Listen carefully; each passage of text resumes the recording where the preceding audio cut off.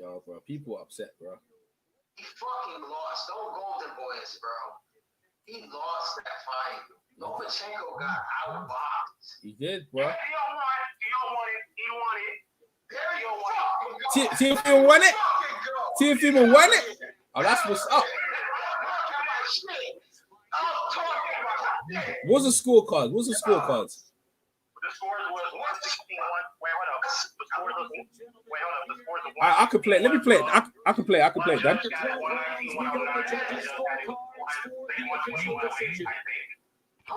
Tim Cheatham scores the bout 116-112. 116-112. Julie Letterman scores the belt 119-109. 109. That's fucking wide. Steve Weisfeld scores the bout 117-111. 111. Oh, wide, bro. By unanimous decision. And now the undisputed Teofimo, lightweight champion of the world, the takeover. Yeah, Teofimo. And nobody see Lomachenko just nodded his head. That guy never came to fight, bro. He a stunning upset. Yeah? Yo, he never came. Look at him. He never came to fight, bro. There you go, the somersault. He never came to fight. Undisputed champion of the world. Yo, that's what's... Didn't do shit. He never done shit. Yo, that was amazing, bro. Yeah, that's decision. I'm glad. Andre Ward's scorecards was... Andre Ward, yeah, fight was watching, bro. Yo, I'm happy for the kid, bro. I'm happy. See, Lomos was out. He even congratulated the new champ. He's just leaving. Yo, bro. Bro, this guy never came to fight, bro. All them Lomo fans now, what you gonna do with yourself? What you gonna do with yourself? Right. Like, he ain't looking. He's walking out. This guy's just off. He couldn't even say nothing. This guy never came to fight, man. This guy never came. Yeah, what's up, fight, doctor?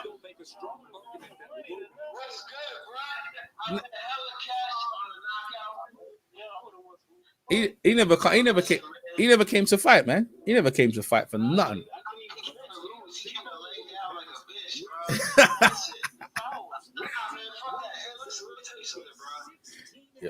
Yo, that's what's up. That's justified, bro. That's justification. You know what I mean?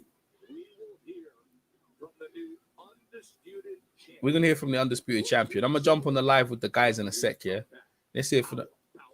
All right, this is crazy, bro. That's what I'm talking about. That's what boxing needed, bro. Lomachenko upset by Teofimo Lopez. I was wrong. I thought Lomo was gonna win. This is the first time I picked Lomo, and he's won. Go stand saying.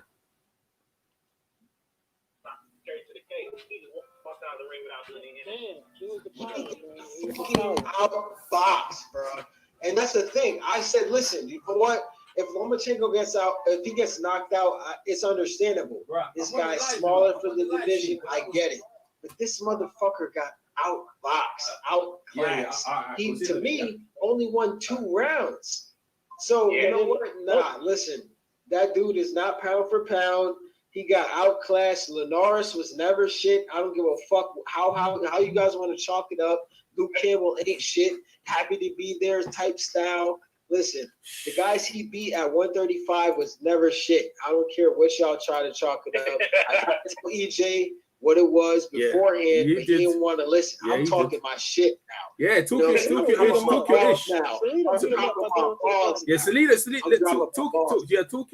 ish. He messed up by not keep going to the body. He did a good job cutting off the ring, but he should have done it more and kept going to that body, man.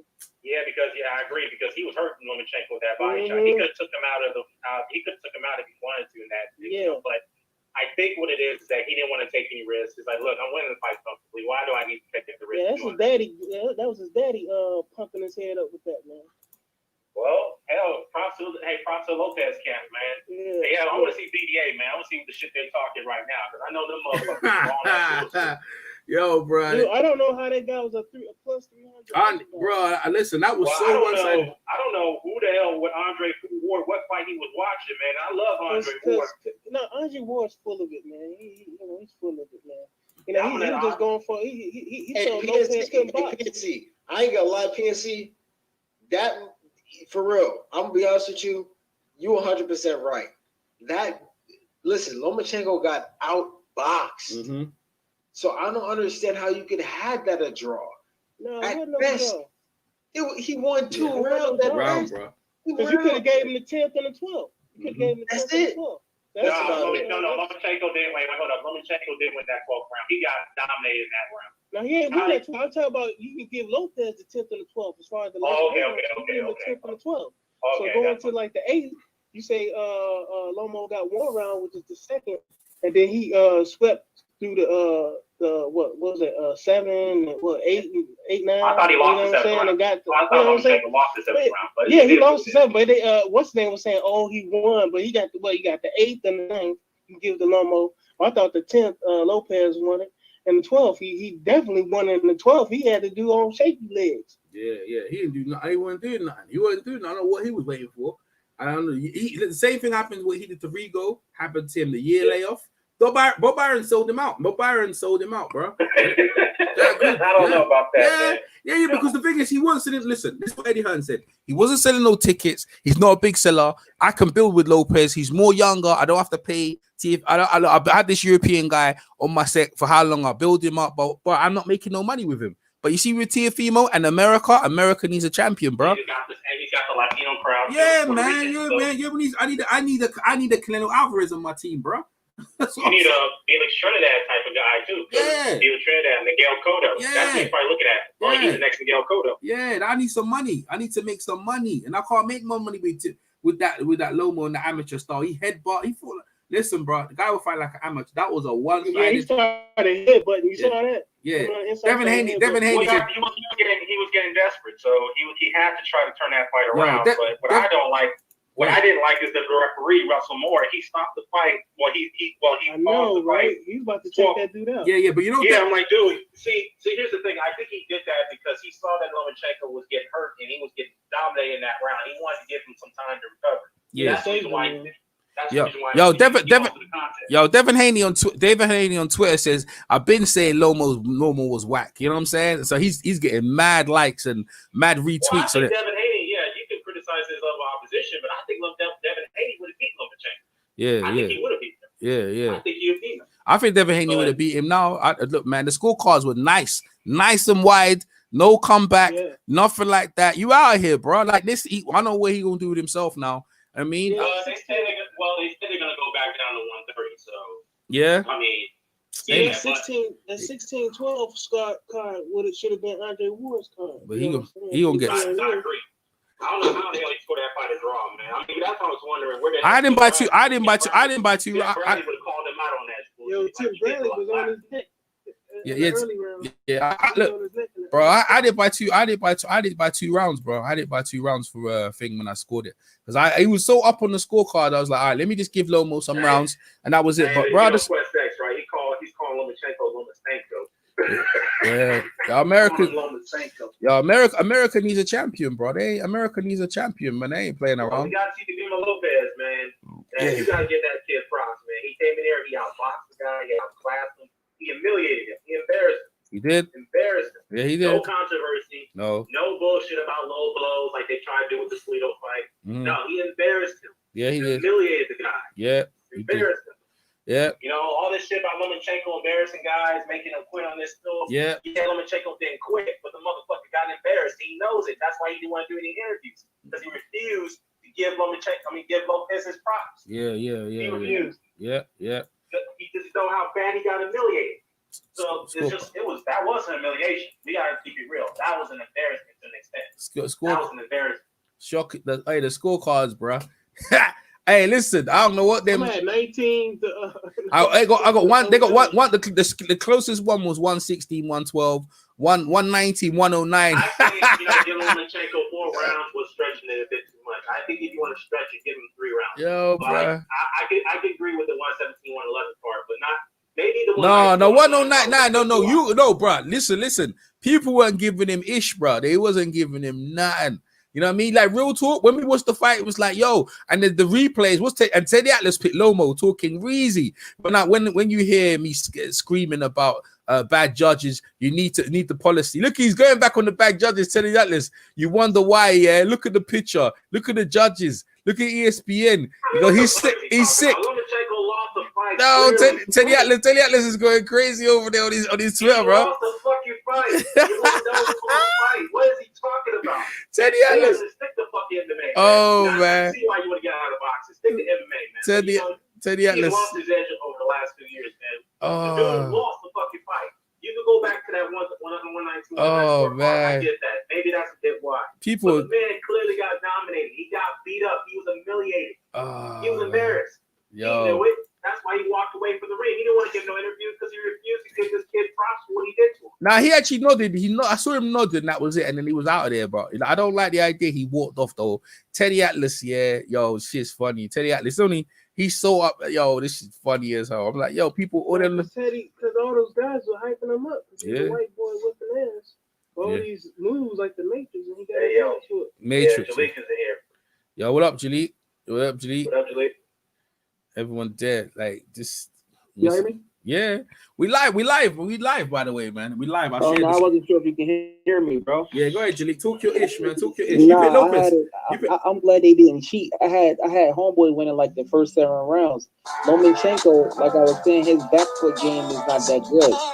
It's like Monster Inoue can fight on the back foot. Lomachenko can't. Yeah. It's about physics. His arms is too short. Yeah, his reach is only 65 inches, so he couldn't really do nothing. And homeboy had an answer for everything he done, and he dug down. And Lomachenko tried to come back, but Lomachenko, man, he lost. I'm more impressed with him. Yeah, let me see. Hey, Spencer Fearon's here now. All right, what I'm gonna do, yeah, I'm gonna drop the link. You know, there's a lot of people trolling the hell out of BDA right now, man. A lot of news. Spencer, you know, you can talk, Spencer. Go ahead, you can talk. We're live, though. You can talk. You don't have to come on live. Go ahead, Spencer. Talk your shit. Go ahead, Spencer. Yeah, go ahead, talk. Yeah, I'm going to get out there. Yeah, go ahead. Like I said, people who are not used to seeing the style demonstrated by Lomachenko, we're not used to seeing that style. Well, we've been seeing cats who do things like this. Wick was a master of doing that. People get gassed over these kind of things. Now, could you imagine, like in the 1984 Olympics, if Wick had stayed amateur, right? And went to 1980 Olympics, he most probably won a gold medal then, so he'd been a 2-time gold medalist. 100%, right? Yeah. And then within that time, he would, and like if we had the World Super Series as well, he would have done that amateur Olympics. And he would have had over 500 amateur fights, right? I'm just using Wick as an example. There is nothing that Lomachenko hasn't seen for the purest of boxing, right? That we ain't seen Black Americans do for years. Yep. But then all of a sudden they gas up, and don't get me twisted, because I didn't think that Teofimo Lopez was going to be. I didn't think so either. Yeah, go on. Yeah, I thought it was too early for him. I'm just going to be 100. Yeah, that's what I thought. But remember, we watched Luke Campbell fights last year, right? I was in. We watched the Luke Campbell fight together, and Luke Campbell touched him up. But if you listen to the commentary, from American commentary to British commentary, they was gassing up Lomachenko like we're looking at some. I was always wondering, like, what superstar am I meant to be watching? Yeah, that's right. I'm talking to guys who know boxing, telling me like, "Oh, he's gonna be greater than Roberto Duran." I'm saying, "Are you mad?" He's going to go there as one of the greatest of all times. We've just seen a 23-year-old guy, right, take him to school and beat him up. Yeah, that's right. Right? So, end of the day, and I'll just say, like, the masses that control media, right, their opinion blindsides sensible people or people with sensibility. Yep. So, yeah, man, I'm very, very happy for Teofimo Lopez. Very, very good fight. Mine as well, man. Bro, like when I'm watching the fight, I was like, when we gonna see that? He tried to old man him. Let me tell you another stat, Spencer. Yeah, that basically Loma was out a year, the same about time that when Rigo fought him. You know what I mean? And now he got it. I think Bob another thing as well, Eddie Hearn was saying he don't sell tickets. And like Bob Arum was like, yo, I need an American fighter that I can build with. He's younger. So that was that, bro. It's like, yo, listen, look, I done the tour with you. They done hyped you, but you ain't making no money with you, bro. Like, I just put this young guy in there.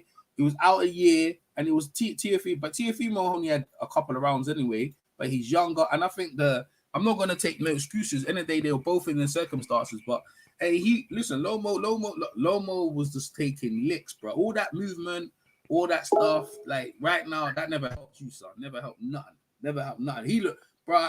I see him headbutt. He looked like an amateur in there. He just looked like an amateur, for real. Like, you know what I mean? One guy was putting it on him, but he did, and it's similar to what Antonio Tarver said when he fought Roy Jones. Yeah, and Antonio Tarver was saying that if he'd have listened to the hype of the people, he never performed in a way that he did against Roy Jones.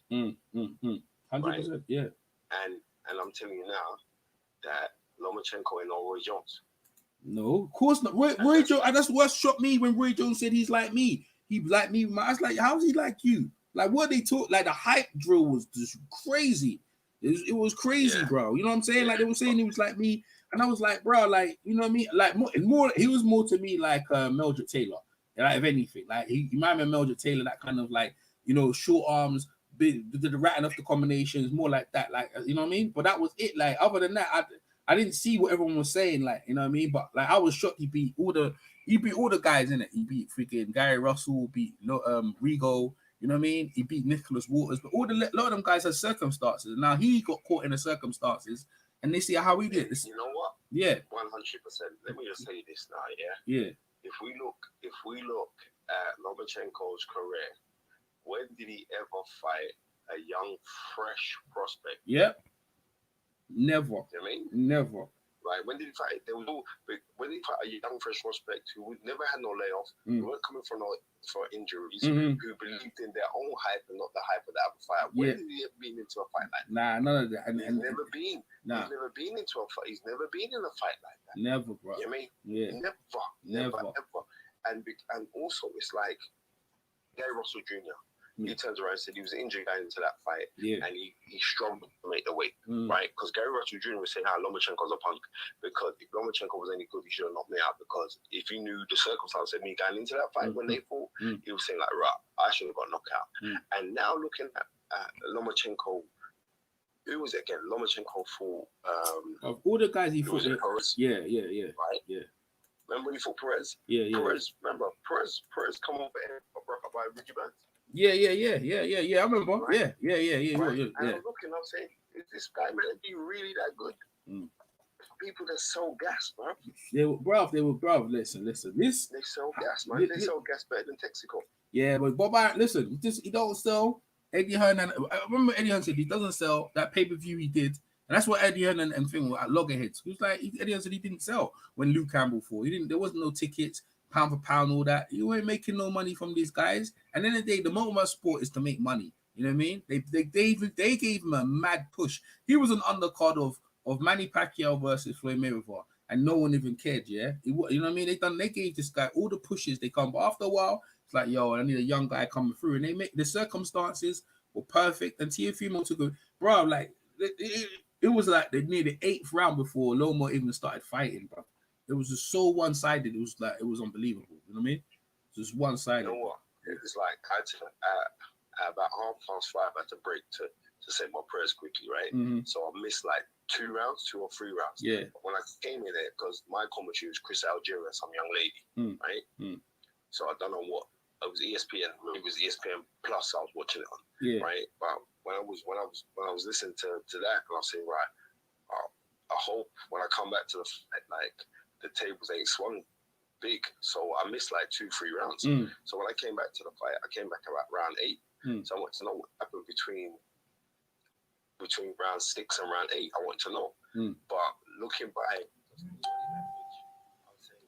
my man was coming into it, but I rate and respect the way Teofimo just gritted it out in the last round. Just a piece of 40 that to seal it. Yeah, the 12th round. Well, definitely the 12th round. 100%. Yeah, definitely. respect to him, man.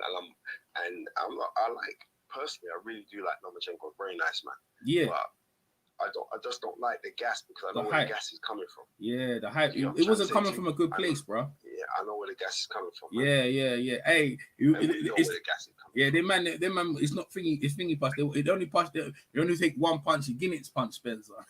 The Guinness punch. Yeah, that's where it's coming from. You know what I'm talking about? Them. The same thing happened. Listen, the man's bubble been burst. Now Teofimo, right now he's the man. Now they're gonna have him as the guy, the A side.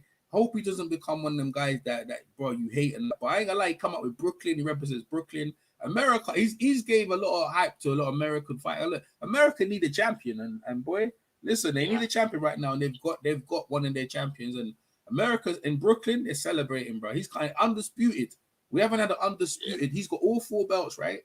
Undisputed. No, none of that franchise rubbish or ducking. Hopefully, he doesn't do none of that stuff there. Undisputed. Was it lightweight? Is it lightweight champion? Undisputed lightweight champion. Lightweight champion. Beautiful. Beautiful. I mean, we gotta give the kid all the credit in the world, bro. Yeah. That was a good night of boxing that you could like. Tomorrow, I know you and Tinley gonna do your show. Shout out to Spencer Fearn. Well, the thing is, it's like I'm going up to Wakefield, so I'm doing the ESPN Plus show for MTK Global, so I'm going up then in a few hours, bro. Oh, is it? Yeah. I'm going up there for that show. Who's on that card? Pardon me? Who's on that card? Quite a few good fighters, man. Harkin versus Michael Benja's son, McKinson. That's going to be a very good fight. And then we got quite a few guys. You got quite a few guys on the show. That's going to be IFL, isn't it? It's going to be IFL as well, man. Yeah. You guys tune in. Yeah. Leave a comment. You also got his name, Byraves, the kid that lost to Sonny Edwards. Okay. You know what I mean? Yeah. He ain't got no easy fight either, bro. You know what I mean? It's like they're flying money, but a couple of youths got taken off the show because of they got taken off of the show because of COVID. Okay. So this COVID things. It's proper. Yeah. Serious. It's serious. Yeah. It's rampant. Well, London. Well, they're looking like they're gonna lock down London. So you know what I mean. It's like right now we all right for now, but they've already put the stuff out. You know, in the shopping centers, they got the barriers out. They got the stamps on the floor. Looks like London's gonna be going through it at some point. But for now, we're all right. So you know what I mean. But Spencer, be safe, Spencer, man. Last words for the people listening in. Last words for tuning into IFL, great night of boxing, also on ESPN Plus. Some really, really good fights for people to go get their teeth into. So make sure you guys tune into that because I mean it's some big boy fights are going on there, you know. Hey, look, what last really, really big one. Yeah, man, last word for Teofimo though, Spencer, and what's it mean for boxing? It means that young guys are coming through, and I would say like he's a special talent, and you got to give him credit to say like, and it's an exciting time as well because there's some good fighters they waiting. Haney, Ryan Garcia, bro, some good fights. There's some good fights. Money fights that people will pay for. That you can't pay for with Loma. That's what you know what I mean. That's what it was about. They just turfed him out, bro. Turfed out the pound for pound. In with the new. I got him pound for pound number 3 now. Number 2 or number 3. Teofimo. Well, the thing about it is this: it's like, of course he's gonna be up there, but all that gas when everyone was saying, Lomachenko's pound for pound number 1. He's pound for pound number 1. Pound for pound number 1 for doing what? Doing what, Spencer? Tell me, Spencer. None. For what? Pound for pound for doing what? Because he beat Rigo. You know what I mean? Beat Rigo. Coming up weights. He's pound for pound number 1. He's never been an undisputed champion. No. Right? Pound for pound number 1. You know what I mean? He ain't Terence Crawford wins fights easy. Bro, he's pound for pound. What the definition of pound for pound? He makes A-level fighters look like B class. That's what pound for pound does. That's the definition of pound for pound. Skill set. Okay. You know what I mean? So I rest my case. I rest my case on that. Yes. But like I'm gonna say as well, because you're doing it on live. But please, you guys just tune in from 7 o'clock this evening. From 7 o'clock this evening. I think it is American time, Eastern time. It's 2 p.m. and it's going to be got on the show.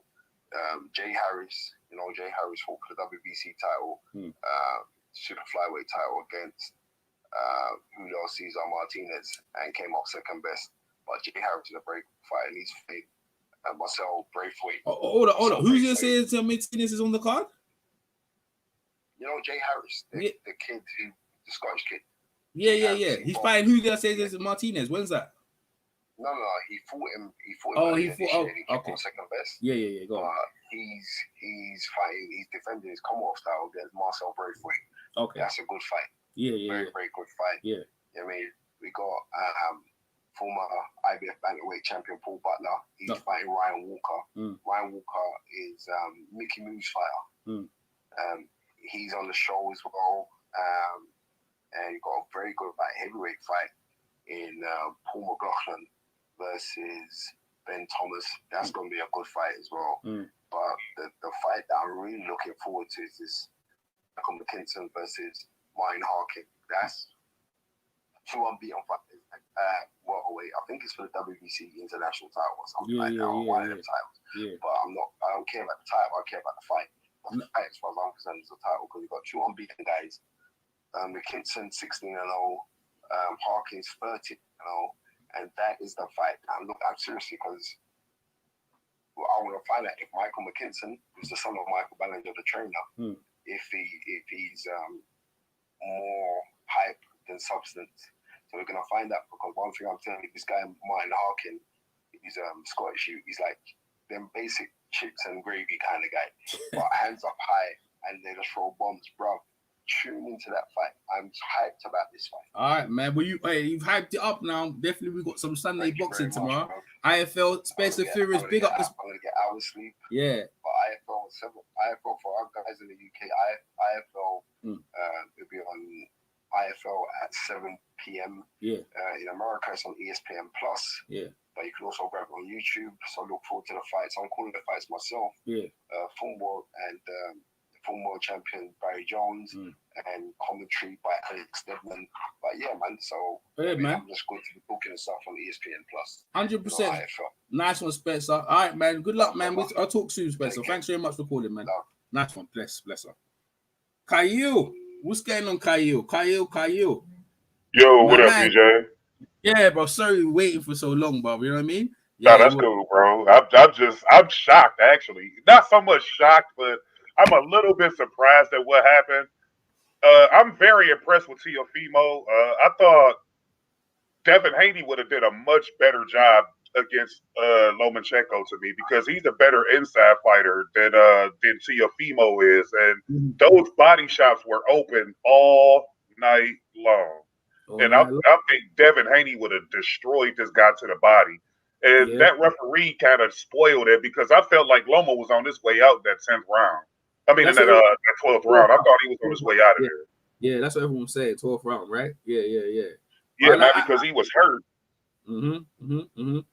But boy, listen. Listen. All I know is this year is this here is good for boxing. Like Eddie Hearn, I remember hearing Eddie Hearn said that, boy, this guy don't sell no tickets. You know what I mean? He ain't selling no tickets. I'm not making no money for him. You can all right be pound for pound, but if I can't make no money for you, we can't do nothing. We've got a young American fighter. And listen to this, Kyle, the stats, right? He was out the same amount of time that Nicholas Waters was out, and the same time that Guillermo Rigondeaux was out going into the fight. And now he had to deal with that. You know what I mean? The year layoff. A year. You know what I mean? And he's got to deal with all the adversity. So let's let him deal with that. Let him hold that against a young guy coming on it. You know what I mean? And but in all fairness to Nicholas Walters, he was a bit weight drained, and Rigo was coming up a couple of weight classes. So he was at his natural weight class when he fought Loma in this particular fight. So I mean, you still make a good point, but those were Bob Aaron Note is a year layoff, right? And Teofimo fought against Coleman more recently, but he's younger. what I'm trying to say is the layoff wouldn't affect him so much. But I'm not gonna make excuses for him. He didn't come to fight. I don't know what he was waiting for. What, he the guy was gonna get tired? Like the guy he thought that's what he was trying to do. But I thought, because normally Loma takes a little bit, he takes a few rounds to sort of adapt to what's going on. But in this particular situation, once he felt that power from Lopez, he knew he was in trouble, and you could see it every time they went to a break. Loma was still sitting on that stool until it was actually time to go back in there and fight. Lopez was up, his energy was high because he knew he had him. Like he knew he had him, and Loma knew he was getting beat. And you can see it in his body language and his facial expressions when he was sitting on that stool, man. Like Lopez's confidence was through the roof after the first 5 or 6 rounds. Like it was nothing Loma could have did, man. Like he started to come on a little bit, like in the 7th, 8th, 9th round, 10th round. But I thought that Lopez was much more confident, and he knew what he had to do in order to win the fight, man. And he could have got a stoppage in that 12th round if it wasn't for that referee. And that, to me, was the deciding round to the judge, at least in my opinion, for the judges and stuff like that, because you could tell I felt like they was gonna try to rob Lopez. I felt it in my heart. I thought so. I thought like, because it was every slow-mo they were showing Lomachenko highlights. Every slow-mo they were showing them, and then Andre Ward had the draw. I was like, yo, I said, well, it's probably gonna be a draw, but the judges, but they weren't blinded by the crowd. They weren't blinded by nothing. I think the score, like, he won the fight. Like, let's get it. I didn't care about how wide the scorecards were, but he definitely won the fight. Now, Teddy Atlas is over there having a heart attack. Oh, this is why I hate boxing. Look at the judges. Are you kidding me? I was like, bro, you know what? He picked him, yeah, and he lost. You know what I mean? Like, because like you and Spencer just talked about, dude. I mean, and I'll say it because I know Spencer has a show, and I mean, he's a professional guy. So I mean, you can kind of make an inference on what he was talking about and what you were talking about. It's because he a white boy. You saw the same thing with Conor McGregor. You saw the same thing with fucking Gennady Golovkin. You saw the same thing with Ronda Rousey. Another one bites the dust. This is what happens when you overpraise people and give them credit for shit that they don't do. Like, what did he do to become this marvelous, unbeaten Matrix type of fighter? Like, he hasn't done anything for real. And for y'all to have him up there so high at that level is because he a white dude. And this is what all of the black people from around the world kept talking about, and everybody want to call us haters and oh, y'all just not giving him his proper respect. Like, no, we know great fighters when we see them because we got the greatest fighters in the fucking history of boxing. So we know what a great fighter look like. America's got the greatest history of boxing, bro. No, I'm talking about black fighters. Black fighters like Nigel Benn and all of them great fighters y'all got over there in London. No, but yeah, I understand about specifically American fighters, and just in general, like, you know, I feel like HBO, you know, he's one of the HBO fighters. They were pushing Gennady Golovkin and him, and they were pushing these guys, and I don't mind pushing them, but they was trying to say they were better than this guy, better than that guy. I was like, no. Now you're going too far. You know what I mean? Like Chocolito was pound for pound.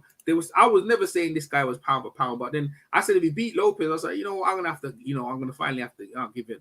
But bruh, what was that? That guy didn't like pound for pound. Me and Spencer just said it, right? If you're pound for pound, you're supposed to make A-level fighter look like a C-class fighter. I agree. That's what he did. That's what he did with him. He made him look like a C-class fighter, man. You know what I mean? He looked like he didn't deserve to be in the same ring with him. You know what I mean?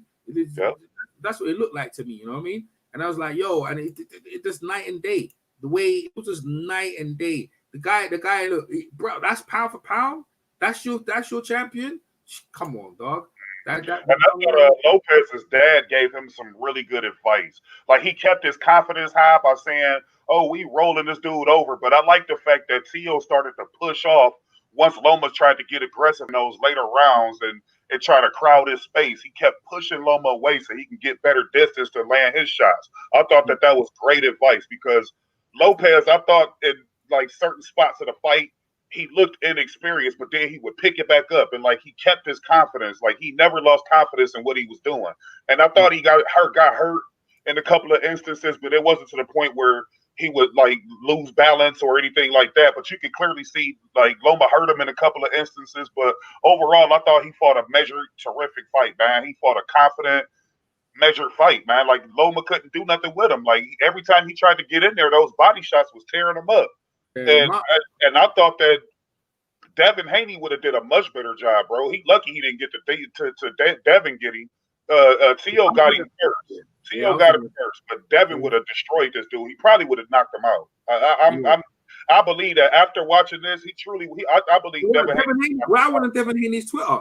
Devin, I knew it was a high. He said I knew it was a whack job. Devin Haney talking mad grease, and I was like, yeah, that's why because you knew that when he didn't want to fight Devin Haney, and they had that franchise, and the WBC was like, oh, he's the franchise champion, and I was like, yo, okay, you have the complexion for the protection, and that is that what you're doing? Okay, all right, cool. Let's see how that goes now. And Teofimo comes in. So the thing is, yeah, that bro, Teofimo came out with Brook in that. I was like, yo, this is in America, bro. Like, how you got this guy coming over and beating America? Nah, man. I said, listen, man. People need to stop this stuff now. Enough's enough, man. This is America.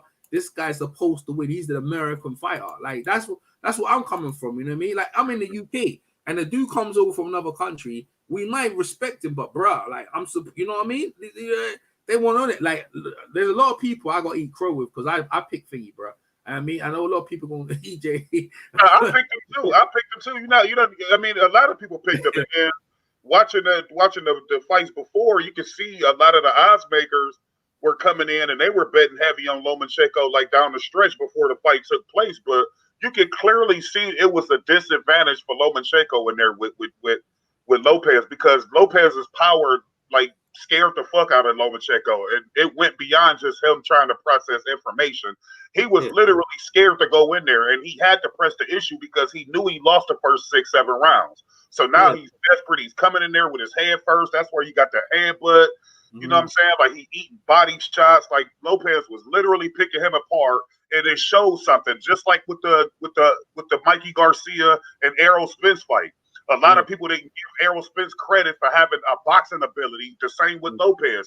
Lopez showed you he has boxing ability. Yeah, he outboxed Loma in big stretches of this fight. Yeah, he did. 100%, man. 100%. Loma was so upset he ran out of the ring, didn't do an interview, nothing. Poor sportsmanship because he got embarrassed because he started feeding into that. He the best. He invincible. He's the Matrix. He started to feed into that shit, and that's what happened, bro. Let me tell you something. I'm gonna tell you right now. Charlo's gonna beat up Triple G when they fight, bro. I'm gonna tell you that right now. I don't think Triple G gonna take that fight. Oh yeah, they did announce. That Kell about the fight though. America's had enough, bro. America's had enough. These dudes coming over and just doing their thing. HBO ain't around no more to pump up these dudes no more. Like, your boy put a curse on him. Paulie Malignaggi. What he say that they was the dominant species in boxing? Yeah. What happened? Yeah. There you go. We're gonna say no. Fucking Devryanchenko got his ass beat. So where's this dominant species at? Like people want so bad for black people to not be the face of anything. Like they want so bad for that shit to happen, and every time they pump these motherfuckers up, they get their ass beat. And this is another example of that. 100%, Kyle. Tokyo-ish, Kyle. It's you know what? When I went live, I thought I was on the other channel, but I'm on this channel. It don't matter. I'll just convert you over. Let me see what people, because I was on the thing. Let me see what Paulie Malignaggi, because I don't even know his even. I remember Paulie since he's been kicked off the air. No one's heard nothing from him. Paulie Malignaggi. Let me hear what he bitch ass has to say. Let me see. Magic Man. Here we go. Let me hear the Magic Man over. He over there complaining like Teddy Atlas. Yo, complaining about boxing. This is what the bad thing about boxing. You know what I mean? I was like, shut. Well, my thoughts on no, he ain't said nothing. No, he ain't said nothing. No, he ain't said nothing. No, he ain't saying nothing. He ain't saying nothing. He over there quiet, bro. He over there quiet. Better not say nothing because he looks stupid. Yeah, he over there ain't saying nothing. Now I like that. Listen, man, that was good for boxing. We got the right decision. I'm happy, bro. You know what I mean? Like he said this is what Devin Haney said. I've been said, Loma was whack, man. That's what Devin Haney, right? That's what Devin Haney said. He been saying he's been whack. I said, yeah, what's up, bro? That's what I'm saying. Like, yeah, he lucky Devin didn't get to him. Devin got longer arms, he's taller, he's stronger inside. Like Loma can't fight on the back foot. And he backed up with the majority of this fight. Devin Haney would have picked him apart. He's more accurate with his shots. Yeah. Like he would have picked this dude apart, man. And let me just say this Edgar Berlanga guy, this guy's gonna be the next big thing, man. I got a feeling he's gonna be the next big thing. Oh my bad. Teddy Atlas wasn't saying that about this fight here. He was talking about the fight with the Vasquez on the UK card on ESPN. He fought Vasquez. I thought Vasquez. I watched that too. Right? Yeah, Vasquez. It looked like Vasquez won that fight easy, and then they gave the decision to the local boy from the UK. You know what I mean? So I knew that, but I knew they were gonna do that to Vasquez though. You know what I mean? They knew they were gonna rob him. Like they just robbed him like it was easy. Like England and the UK is coming like Germany, where it's like, yo, we can rob people and there can be no thing. So I think so. I apologize to Teddy Atlas. He wasn't complaining about the Lomo fight. I mean, he did pick Lomachenko to win. I haven't heard his opinion on that yet, but he was talking about the Vasquez fight earlier on. So, but Devin Haney definitely said, yeah, I've been saying that Lomo was whack, man. Yeah, man. Because people like these dudes as fighters, like they see certain shit, like, and they know how Loma started off slow. And if you can bite down and take and withstand that storm that he tried to put on fighters in those different angles, if you can withstand that and kind of, you know, prevent some of that stuff from happening, you can beat Lomachenko. Like, I didn't see where this mythical iconic dude was. Like, they start talking about this dude historically after 10 fights. Like, they comparing this dude to fucking Henry Armstrong, and he's gonna be one of the best 135 pounders since Duran and all of this shit. Like, get this dude out of here, man. Yeah, Roy Jones did that when Roy Jones started doing that when he won HBO. Like, I don't know, like he sold out, like to say this guy looks like me when I was young. I was like, nah, that stuff. I said, Roy. Roy started saying that, I was like, real, Roy? You saying that? Like, you know what I'm saying? I was nowhere near. He's nowhere near as athletic. Nowhere near as God-given. Roy Jones did it himself, so people were taking that and they were running with it. And I remember they were saying Triple G is better than Marvin Hagler, and I was like, nah, dog, don't do that. Don't do that. That's what they can say it all they want to, but all that end up happening is the truth always come to light. No matter how long it takes, eventually the truth gonna come to light. And you saw the truth tonight, just like you saw the truth with Triple G. I actually thought Danny Jacobs beat him, and Deverenchenko beat the shit out of him, but he got robbed, and fucking Canelo got him. So the truth always come to light. Just like with Ronda Rousey, people was talking about how she could beat Floyd Mayweather, and she could beat this dude and that dude. And what happened? She got her ass beat by basic boxing moves. Just like that girl wasn't doing nothing spectacular in there. That shit was basic boxing fundamentals. Shit you learn when you first walk into a boxing gym. Destroyed her. Yeah, that was another hype job as well. You know what I mean? All of them were, man. And they gonna come out with another one. It's gonna be some other one. Watch how they jump to Dimitri Bivol or Better Biev or some shit. We're on that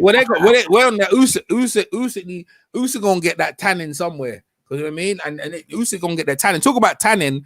Kubit Pulev said that the best thing about Anthony Joshua is his tan.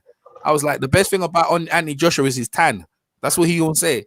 You know what I mean? And like, you know, people are upset about that over in the UK because obviously that's a racial statement. But listen, European dominance of boxing, we're one of the best fighters out here. Like, now I ain't gonna lie, people can complain about the scorecards. They might think it was closer, but the right guy won the fight. That is a damn sure.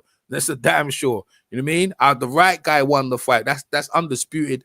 There's no undeniable, but the right guy won the fight. You know what I mean? Like LeBron James, no one wants to give him his credit. No one's to give him and this, that, the other. Oh, they like when he won the 4th championship, they're all talking about next season, like to blow past the championship. I was like, yo, what's going on here? Can't we enjoy this 4? This is some hard stuff that he had to overcome. Can't we enjoy the championship with LeBron? Can't we enjoy that championship? Why are we talking about like next year and all that stuff? I understand that, but bro, now I want to live in the moment, bro. Right. Let me enjoy this championship, man. LA, first off, how historic it is. LA tied with 17th championship with the Boston. You know what I mean? So Boston is like, bro, you know what I mean? That record's done. The whole Boston thing, the Lakers look like they're going to be the most dominant franchises. LeBron James look like he's going to be a Laker great, a Cleveland great, a Miami Heat great. Three different teams never happened in that. MVP, 3 different teams. And whoever it is, he can go to any team and carry them in there. That it never happened. They can't. They say compared to Jordan. The thing is, Jordan is great, and LeBron. They're all great. They've all done great things. So rather than say this one's greater than the other guy, rather than say they're all great fighters in their era, but right now this guy, undisputedly, no one's got. He is far way better than any of the competition by far. He's lived up way further than anyone faced. He's the best power forward of all time, 100%. Let me tell you, not even the best power forward. He won the best shooting guards. He's one of the best point guards. He won the best power forward because that's what the position he was playing. They talk about Magic playing center and playing all the way down. LeBron can do it all, bro. He can do it all. You know, he could play from 5 down thing, man. Because in this, and they talking about small ball. Oh, that's the new game. That's the they play. Okay, we play small ball, and you see how that worked, fam. They didn't work out. Lakers were tall. They went small, and it was a wrap. I mean, that's the only Miami Heat in that game there. But listen, talking about that, like, listen, it's been a historical time for sports right now. Yes, This win is justified. You know what I mean? I love the Charlo brothers. Like, I like the way I like their story. They're undisputed. You know what I mean? 2-weight champions. I mean, people ain't talking enough about what actually was going on. You got people out here spilling the beans to tell me about Lomo. I said, bro, when I'm watching this guy's coming in with his head. How's this guy pound for pound, bro? Like, pound for pound, like, that's not definitely. He's not the definition of pound for pound. Like, how is he the definition of pound for pound? He's not making this guy looks. He's not making. There was no spots where he just dominated the fight, man. No, it wasn't. I mean, he had good moments, but I agree. Like, I didn't see a pound for pound level fighter. Like you said in earlier, you said that the pound for pounds that make A-level competition look like B-level competition. I didn't see that. I saw the superior boxing coming from Lopez, which wasn't his strong suit coming into this fight. Everybody talked about if this fight went 12 rounds, that Loma would win this fight easy. Yeah, and you didn't see that.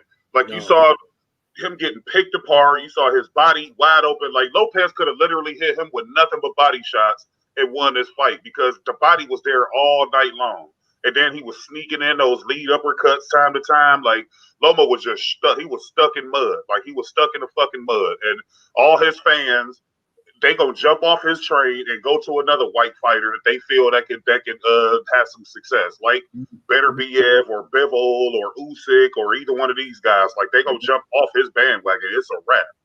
Yeah. They gonna find another. They're gonna find another dog to scratch on. They're gonna dump on that. But that's what they always do. Yeah, but listen, man, I just look at this beat. I mean, he got caught. I was like, yo, this guy's headbutting. Yo, this guy just got exposed as over. Nah, man, over. Look, it's like he just done him dirty, bro. Like, if I was to fight, I was like, Andre Ward should be ashamed of himself, bro. Should be ashamed of himself on them scorecards. Tim Bradley got it right, though. Tim Bradley, people dish Tim Bradley, and I remember I saying that they called him this name. So I was like, yo, Tim Bradley was calling it Ting, because every time Andre Ward was saying this, nah, man, well, he ain't doing nothing though. What he gonna do? Tim Bradley? Right, exactly. And then no one in the commentary would say Tim Bradley was the only one to say, yo, he ain't actually doing nothing. Yeah. And Joe Tessitore was just all over Lomachenko. Like, he just glorified this dude like he was the best thing since sliced bread. And it was like, shut up, dude. Shut the hell up. Clarissa Shield had it. Clarissa Shield had it by she had it a lot of Lomo landed a lot of shots, in the 11th round, 6-5. Lomo right now, she got Lomo, she had Lomo up going into that round, and I mean to the last round. So her scorecards is whack. You know what I mean? Yeah. I don't understand how these boxers can see shit that like normal people like with 2 eyes that work in common sense can see. Like, how do you have him up? Like, there was nothing about that fight that would indicate he was winning. Even if he won the last round, he still would have lost. On my scorecard, like, he still lost, period. Like, and that ref saved his ass because he was about to get dropped. He was on his way down, man. Like, and then they for a cut, like, dude, there's 10 seconds left in the fight. You let that shit ride. You took all the momentum away from Lopez, and then Lopez came right back out in them last 10 seconds and got to going back to work. Like, because he knew he was on his way out. Like, Loma, they did everything they can to help this dude, and he still got his ass beat. And I don't want to hear that American bias shit, because they treat these foreigners over here like Tyson Fury and like this guy here. They treat them like they the Americans, and the Americans is the foreigners. It's particularly the Black American fighters. They treat them like dog shit and make every excuse for these foreigners and try to help them out. And that's what they asses fucking get. He got his ass whooped on national TV in front of everybody. Yeah, they do. Eddie Hearn said about that Lewis Ritson versus the Vasquez fight. He said Eddie Hearn, I watched the fight. He said Vasquez deserved to win the fight, but Eddie Hearn saying that from a distance, but he know the judges already paid off to give it to your guy. So I want to hear your bullshit. I mean, I was Terence Crawford out here. He said 119 to 109. Whoa, that was a good fight, but the scores, were so what's it disrespectful. He's like he didn't like the scorecard. I didn't care. Like, I ain't care. Like, ain't no one care. I don't care either. As long as both has won, that's all that matters. Hell yeah, I ain't hearing, but I hear what you're saying, son, but listen, bro, listen. Enough fighters, have been done dirty. Now it's time to give back the dirt. Like, that's what I'm saying. Bud got a good fight with they announced that fight tonight on November 14th. Bud and Kell Brook. Bud and Kell Brook. Oh, yeah, that's a mismatch, bro. That shouldn't even happen. I think at first it'll be close, but Bud eventually bite down and start beating his ass. I heard y'all talk about it earlier. Kell Brook shouldn't even be in the ring, bro. Like, just like he got both shot horrible bones. You know what I mean? Like how you know what I'm saying? Like he ain't the same guy no more. Ain't no one messing with Kell Brook like that no more.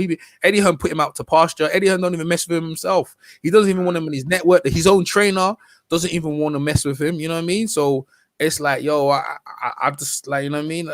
I don't see how we're gonna win the fight. He's taking it because of money purposes.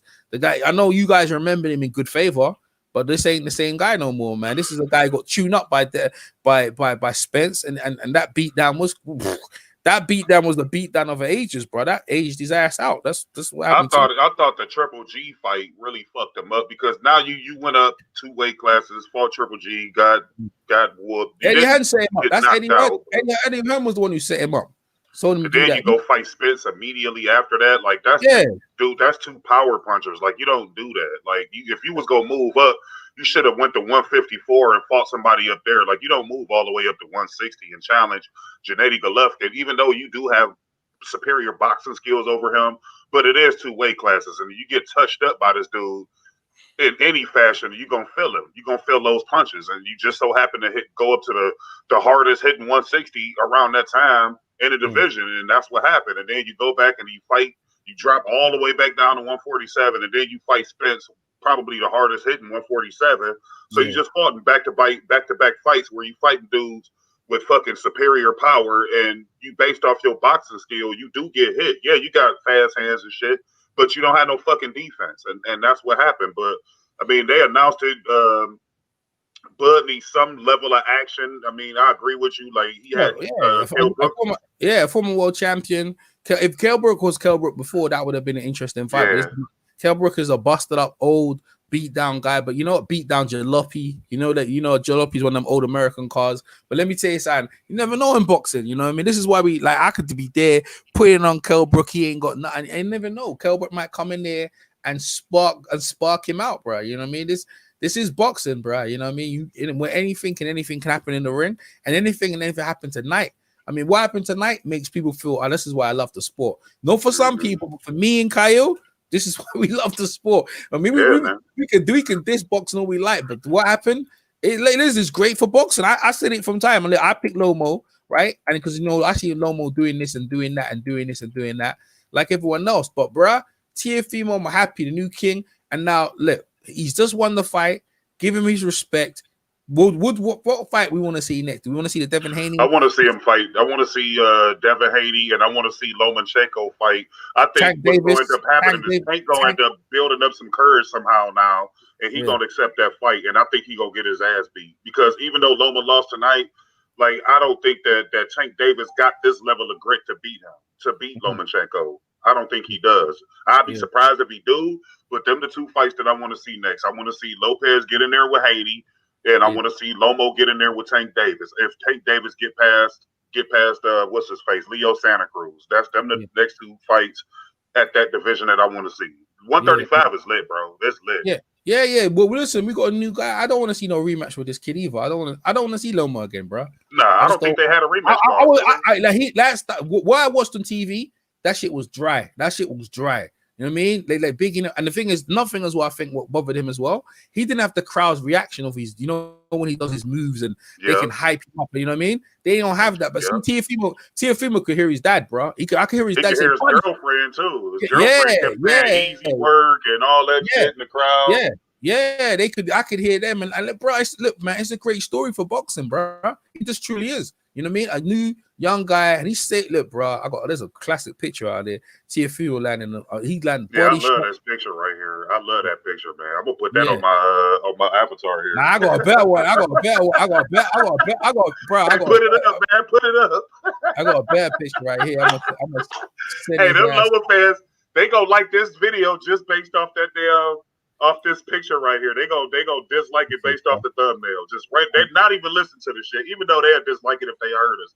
But fuck it, like he got his ass whooped. But you know the funny thing, Lomo fans, to be fair, like there was some of them was like really bad, but like some of them, you know what I mean? I didn't have no clash with them because I kind of like accepted, okay, you know, this kid, you know, this Lomo guy, but this one here, this one's a beautiful one, man, because they were so in awe with the hype of this kid, bro. You know what I mean?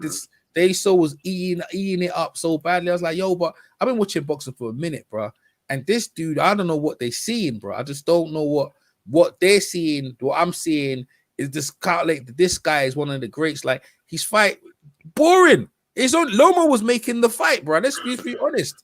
Yeah, you know Lopez he was making the fight, bro. Like, you know what I mean? This is a better picture right here. Y'all see this? This picture here. Oh yeah. Like the fight got good once Loma started to press the action, because if he wouldn't have, he would have just kept getting picked apart. Them body shots was eating him up, uppercuts, leading uppercuts like that.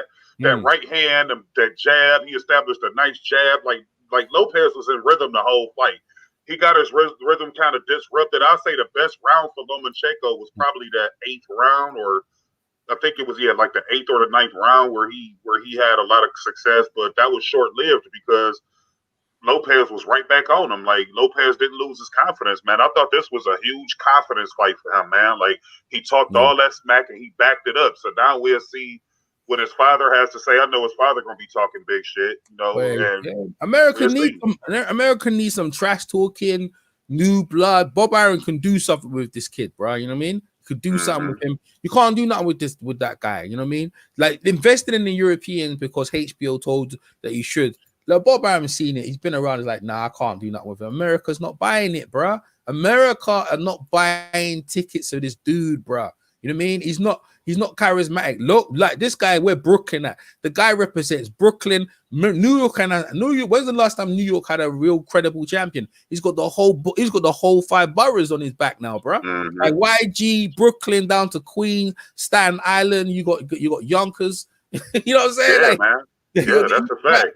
And people gonna gravitate to this guy now because Loma to me remind me of Kawhi Leonard. Very quiet, really good, but he got beat just like Kawhi Leonard got beat, like in the same fashion, embarrassing fucking fashion. Like quiet dudes like this really don't last long, man, because I feel like Loma started to believe in that hype that they put on him. I think the way he would like move in interviews and talk, and like I just saw a complete change. Like I remember when they asked him before, who do you think the pound for pound best fighter is? And he said it was Terence Crawford, you know. And I was just like, okay, he acknowledged that it was Terence Crawford, which it was. Like Terence Crawford cleaned out 140, and then he went up to 147 and won a belt or whatever. But I just felt like Loma at some point just started believing the hype, you know what I'm saying? And believing that he was this unhittable Matrix style guy. And I don't know. You know what? I have to be fair. Like the guy, I remember when he beat Rigo, he didn't big it up. You know what I mean? He didn't big it up. I think he said he told the truth during that. He said that he was too small. He kept saying that before the fight. Yeah. I think Loma. This is what I'm saying. Loma himself as a fighter, he gave credit when he lost the fight. He just nodded his head and he left, right? But like his fan base is him. But I think Loma as a fighter, like, the name High Tech. I remember these dudes were riding this dude here, bro. The High Tech. Lomo, this guy is one of the greatest ever, you know what I mean? And Paulie Malignaggi, you know what I mean? Paulie Malignaggi saying like, oh yeah, it's time for the European fighters. They're a whole new different species. I forgot about that joint right there. I know they lighting his Twitter up right now. I know he probably shut all his comments off. Yeah, well, I ain't seen his ass, bro. I ain't seen Paulie for a minute now, you know? Paulie. You ain't gonna see him. And I mean, and Lopez ain't black, but he still represent a non-European fighter. And all that shit Paulie was talking, like, of course they gonna say all of that shit. Like, Paulie's still upset at Adrian Broner for embarrassing him on national TV, taking his girl and all that shit. So you know he feels some type of way. And then the neighborhood that he grew up in is a racist ass neighborhood full of Italians that hate black people. So like you can tell where that energy come from.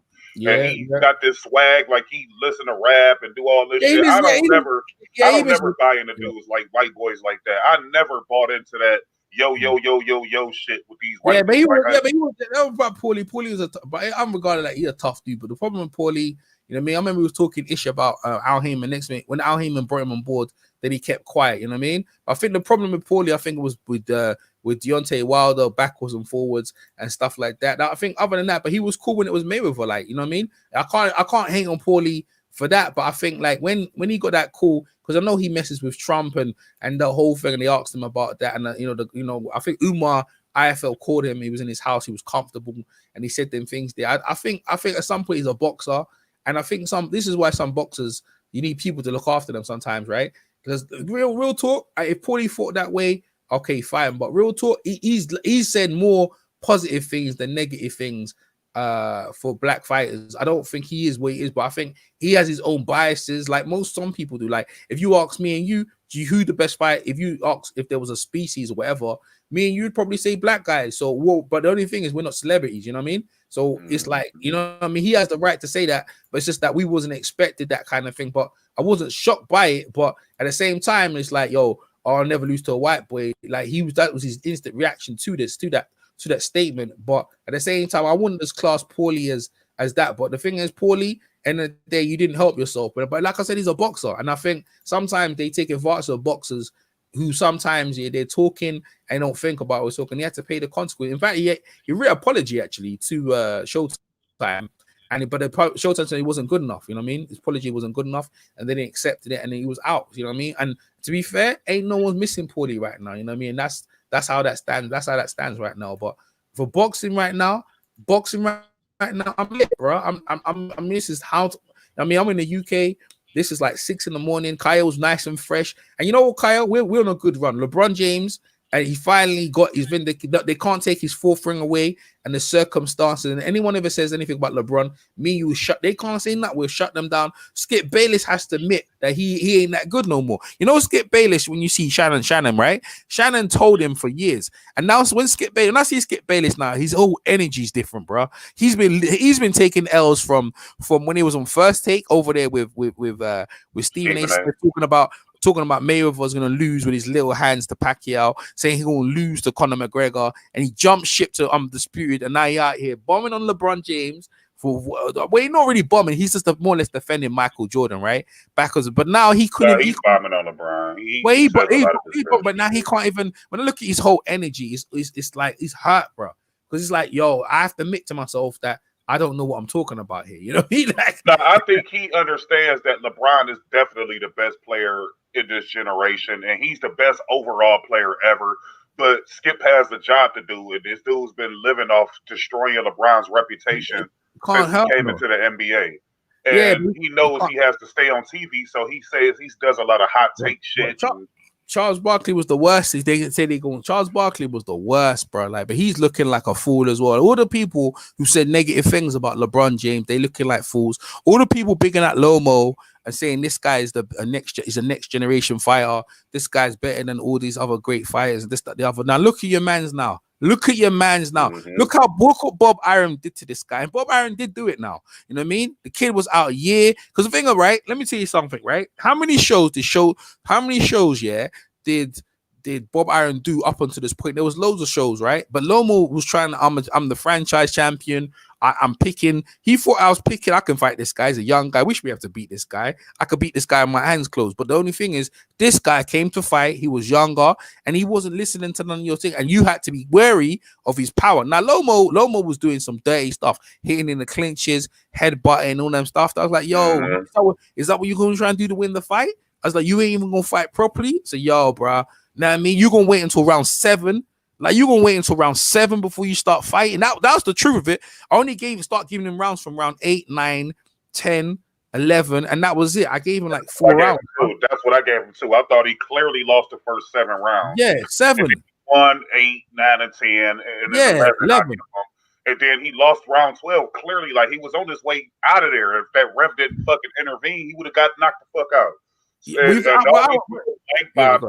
talking about, Loma can beat Floyd Mayweather and all that. They knew all that shit was bullshit. Like you said, Bob Arum's been around forever. He knows how to sell fights and all that shit. So of course he's gonna ride with Loma in that regard. But at the end of the day, you have to be real with yourself.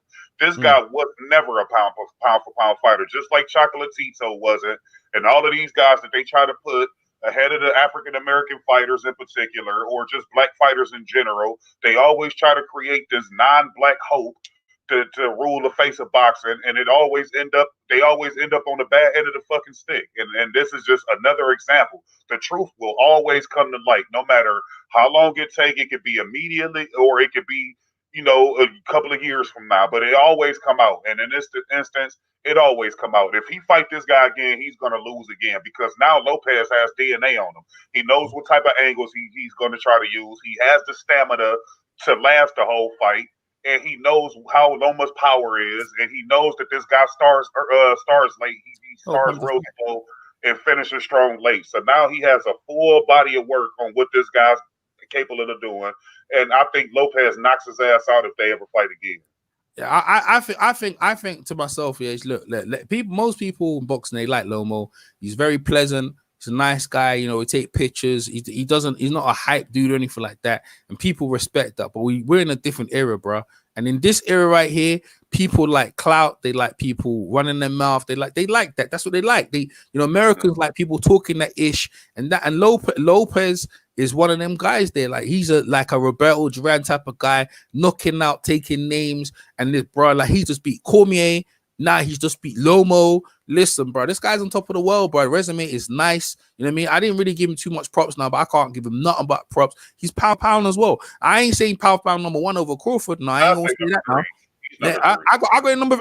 Kell, that's what I said, but number 3. But then I said, who's number 2? So I might as well put him number 2 because I haven't got anyway, and I certainly haven't got Canelo. No, I haven't got Canelo. No, I definitely don't have Canelo. I ain't got Canelo. He doesn't make A-class players look like B-class. He don't do that. It's always split decision fights, or sometimes he even lose, but they'll still give him the victories. I don't think, and the thing is, when I see Teofimo, he doesn't come across as the most skilled fighter in the sport. Crawford fits that mold as the most skillful fighter in the sport. But him beating the pound for pound number 1, that brooks him up there. So I'm gonna put him number 2 behind Crawford, and like we're gonna leave it as that. But I'll tell you that, man. End of the day, we saw there. We saw like the HBO, and this is why look, I like HBO, right? I can watch a lot of fights, but somewhere along the line they stopped promoting American fighters. There was that European narrative, and Bob Arum, look, he's looked at it and said, listen, man, I got these European guys, I got Bivol, I got all these guys, Drivel, and all these guys there, but they're not making me no friggin' money. Nope. Eddie Hearn said it as well. It's like, yo, I got these European guys, they're all right in that, but they ain't making me no money, bruh. Usyk ain't making me no money. They gotta look at some of these dudes here. Look, man, if they were fighting in their own country, right, they wouldn't have to say money, whatever, then fine, yeah. But they fighting in English-speaking countries, and they try and speak the English language, okay, fine. But they ain't gravitating to the local fan on the street, bruh. Tyson Fury, and you know where that is. He give Wilder, because Wilder talks that ish. And that's a different situation, yeah. So Wilder needs to come. I don't know what's going on with that Wilder stuff, because I don't know, that's very disappointing. But I couldn't imagine that Wilder wouldn't take the fight, bro. I'm like, yo, Wilder, you ain't taking that fight? He's got Malik Scott training him. I was like, this is crazy. Like, look at now I was talking mad smack out here, bro. Now I was just talking because now that's Nao's guy, you know. Now on YG, bro. I'm in here. Nah, he ain't. I got him on. He's on Twitter right now. Also, he's just talking. He's just fighting Lomo fans. Like Lomo fans right now in hiding. But if you talk to Lomo fans right now, they'll be telling you, nah, man, my guy won the fight, bro. They robbed us in the scorecards. Nah, nothing, bro. No, he's not gonna get away with that one. When did he start fighting? He only started fighting round 7. I mean, who told him to employ them tactics, bro? You know what I mean? Who told him to employ his daddy? And I think it was a combination of his father and him telling him to be patient. But I thought it was also like Lopez hits hard, man, and Loma didn't want to go in there and get that smoke. He had to wait until a lot of the snap was off those punches before he started to sacrifice himself and put himself in harm's way. But I thought that Lopez was tagging him, dude. Like I felt like he felt that first uppercut. that he hit him with, and he definitely felt those fucking body shots. That's why his ass ain't going there and start fighting until he took that last shot, and he was like, okay, this is the best he can got, so now let me start to get him more aggressive and come in there with my head first and all that silly shit. Like, this dude ain't no that. He was never a pound-for-pound fighter. Never. Well, listen to this. Luke Campbell, that's what made me laugh about Luke Campbell, right? And that's why Luke Campbell he came into that fight just blatantly giving it up to the dude, right?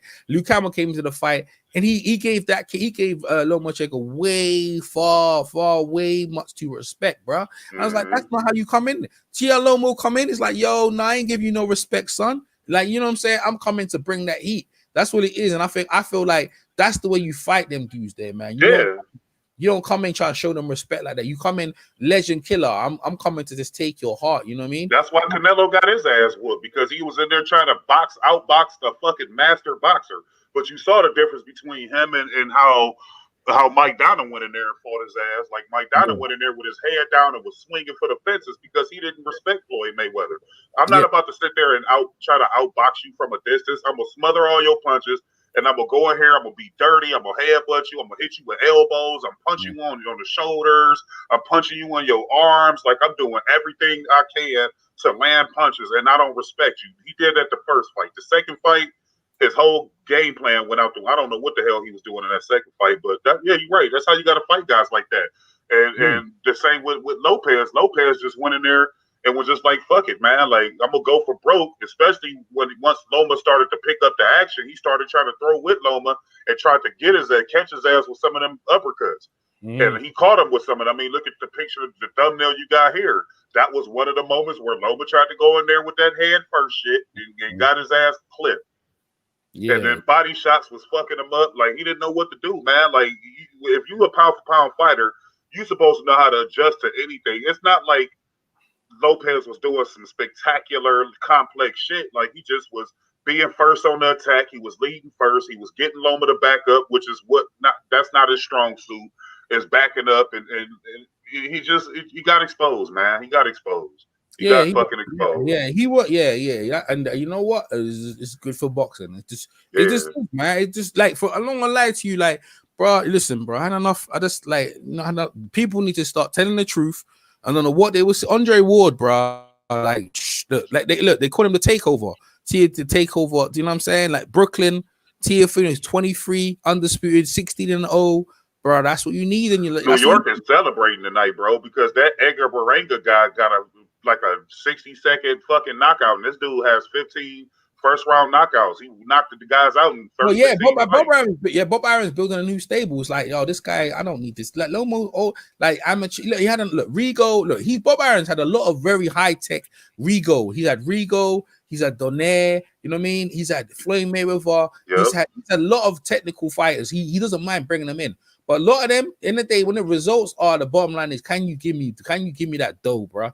Can you give me that money? And like this dude, for all of his shortcomings, he ain't moving the needle, bro. Like, and these so-called hardcore boxing fans have to bow down to the man. I'm gonna put a picture up. I'm gonna put a great picture up in a minute of Teofimo sitting top, undisputed champion. You ain't seen that, all 4 belt. Another thing what Bob Aaron's done, that's 2 undisputed champions he's delivered. The first one in 140 was Terence Crawford, who had all the belts, and now we got Teofimo Lopez. Do you really think he's undisputed though? Because Devin Haney has the real WBC belt. He gave it up. He gave it up, right? He gave it up. The WBC took it from him, and I think they gave it back to him. Yeah, they took it from him, and then they gave it back to him. But like at the same time, you're right. But it was really. I mean, I think Luke Campbell or something like that. Luke Campbell had it. Loma beat Luke Campbell for it, and then Loma dumped the belt in order to avoid Devin Haney because that was his #1 mandatory. He dumped the belt, and then they gave it to Devin Haney, and people trying to say, "Oh, he's a paper champion." Like, no, he's not. He wanted to fight fucking Lomachenko. Lomachenko didn't want to fucking fight. Yeah. So I mean, that franchise shit, I can care less about that. That's a protection belt, man. Like that belt, I don't honor that shit. Nah, I don't mind. No, I'll give it credence, but I'm just saying, like Teofimo at this point, he's coming in with the A side. I mean, the negotiations with Bill Haney, it ain't gonna be fair for him. But this is what will make him great. If he goes into that fight and does Teofimo, then he's nice. So the stage is set, bro. The stage is set for, because this is the thing, right? Teofimo, he ain't easy, like he can hit, and he's coming in with mad confidence, and he can talk. And mentally, he's very strong right now because he just beat one of the guys that most people said that he's the best pound for pound. So you can't tell in terms of bragging rights, he's gonna be all supreme confidence. You know what I mean? Yep. He's gonna be all called pre-confidence. So it ain't gonna be easy for Devin Haney now. So I got a new picture. There's the king. All hell to the king. All hell to the takeover. So he took over, bro. And I ain't gonna lie to you. I said to myself, coming into this fight as a story, I want it, but I don't see him beating Lomo because I thought Lomo was going to do that mad shit. But then, like I said to you, the circumstances Lomo came into a lot of his fights with, I could pull circumstances. The only fight that he fought, because they brought Salido in, they thought, oh, he old, this, that, the other. They fought team, he young, we can do him. So they were looking for picking. They picked the wrong grape. See, the thing is, and I don't mean to cut you off, EJ, and you just brought up a magnificent point. But I'm going to give you one even better because I'm glad that Lopez beat him the way he beat him because look at the way Orlando Salido beat him. It was like a ambush style fight. So that was the knock. Like, oh, that's the only way you can beat him. Lopez just showed you that you can beat him in more ways than that fucking ambush style that Orlando Salido deployed. You can beat him in a multitude of ways. Yeah. So I'm glad he beat him in this fashion. So now they can't wiggle out of that and say, oh, he just can't beat this style and blah, blah, blah, blah, blah. Like, no, he got his ass whooped in the club style and now he got his ass whooped in the fucking boxing style. So there's two ways you can beat his ass now. Kick his ass, man. Get him out of here. Me and Kyle had enough of this boo. Me and Kyle, listen, man. We had enough of the booze. Had enough of these guys talking that ish about this, that, the other. It's all settled right now. Right now, all hell to the king, bro. This guy to take over. Teofimo to take over. I ain't gonna lie to you. When I heard them with Brook in that, and then I heard another one bites the stuff that, you know what I mind that? Mayweather. When Mayweather was fighting Arturo Gatti. You know what I mean? And he came out, I was like, oh, okay. This, you know what I mean? Like, I ain't gonna lie to you. He had the Philly show. He used the Philly show in the last round. They were saying, like, Andre Ward was like, no, it's too early to use the Philly show. It's too early. You don't need to use the Philly show right now. Use it later. And I was like, all right, but okay, Andre Ward got it wrong. But it was Andre Ward's, I don't know, maybe Andre Ward was sold it. Maybe he believed in Lomachenko's thing. But I was like, Andre, I don't know what fight you watching, son. Because I'm watching this guy ain't doing nothing. Oh, he knows that he's down. They say he's downloading. He say, oh, they say Loma. And when you're watching the fight, they say he downloading the information like his computer. I was like, man, he don't want to fight, bro. He don't want to. I agree. Like you can say that for like the first, second, maybe even third round, but when you get to 7 rounds, that downloading process shit is out the window. He didn't want to engage with that boy. That's all that was. That's what that was. That's right. He didn't want no parts of it, you know what I mean? They want no parts of it. The take over, you know what I mean? It's just like that. It's a beautiful time, bro. Lomachenko, bro. It's just like people. I'm telling you, people are crying themselves to sleep. You know what I mean? I remember how I felt when Rigo lost. I was hot, bro. I was hot, Chicago. I was hot because I like Rigo. I remember they was talking ish about Rigo when he fought in the Donaire. And the way they were treating Rigo, and I was like, yo, I hope. And I was telling him when Rigo win this fight, I go, nah, I don't think so, because Donaire's this, Donaire's that. Rigo won that fight, I was so happy. But when Rigo fought Loma, I was like, I was so upset, man. So I feel you, Lomo fans. I feel you, but it was your time. It's your time to get that work, bro. Like, this is. It'll never be the same again. That invincibility bubble he had around him, that shit is gone now. Watch how all these fighters step up to fight him now. Watch how more confident Tank Davis will be now. Attack Davis and all them guys there. You know, I guarantee Tank, if Tank ain't called him out by now, he will in these coming days. He's going to call him out, especially depending on how he beats, if he beats Leo Santa Cruz. If he knocks Leo Santa Cruz out, I guarantee you he's going to call out Lomachenko on stage. I guarantee it in the ring. I guarantee it because now that the aura is gone now. It's just like when Triple G got his ass beat up. Like that invincibility aura just left.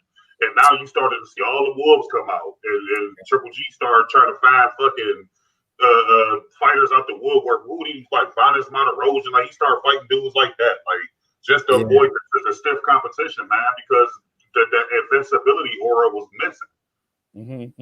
And now it's the same with Lomachenko, man. That shit's gone now. So now the wolves about to come out, man. They smell blood now, man. 100%. This dude look like a big ass steak now. Yeah. Listen, bro. Everyone no one got no call, bro. Like anyone's gonna feel like I can do him. Let's roll up. Because he old, man. He old, nothing. He old. He fought like he worked 500 amateur fights, but a lot of the time he win in amateur fights. He used to outwork people from the start, like movement and all that stuff. But Teofimo, the team was good. They read the southpaw style, straight right, and I think the power was keeping him honest, man. He was like, "Yo, this guy hits hard," and even in the Campbell fight, he was blooded. He got knocked down. This guy went pound for pound, man. This guy went. He was getting knocked down, and in every fight he was in, he was bleeding. In every fight he was in, you know what I mean? And they're trying to say that this guy was pound for pound, but hey, listen, I'm gonna take that. Teofimo's gonna take that, and we're gonna roll. We're gonna roll with that, you know what I mean? We're gonna roll with it. Styles make fights, and his style was just put it on it. Like, congrats, bro. I'm gonna do my rounds right now, Kyle. Let me see what other people are saying.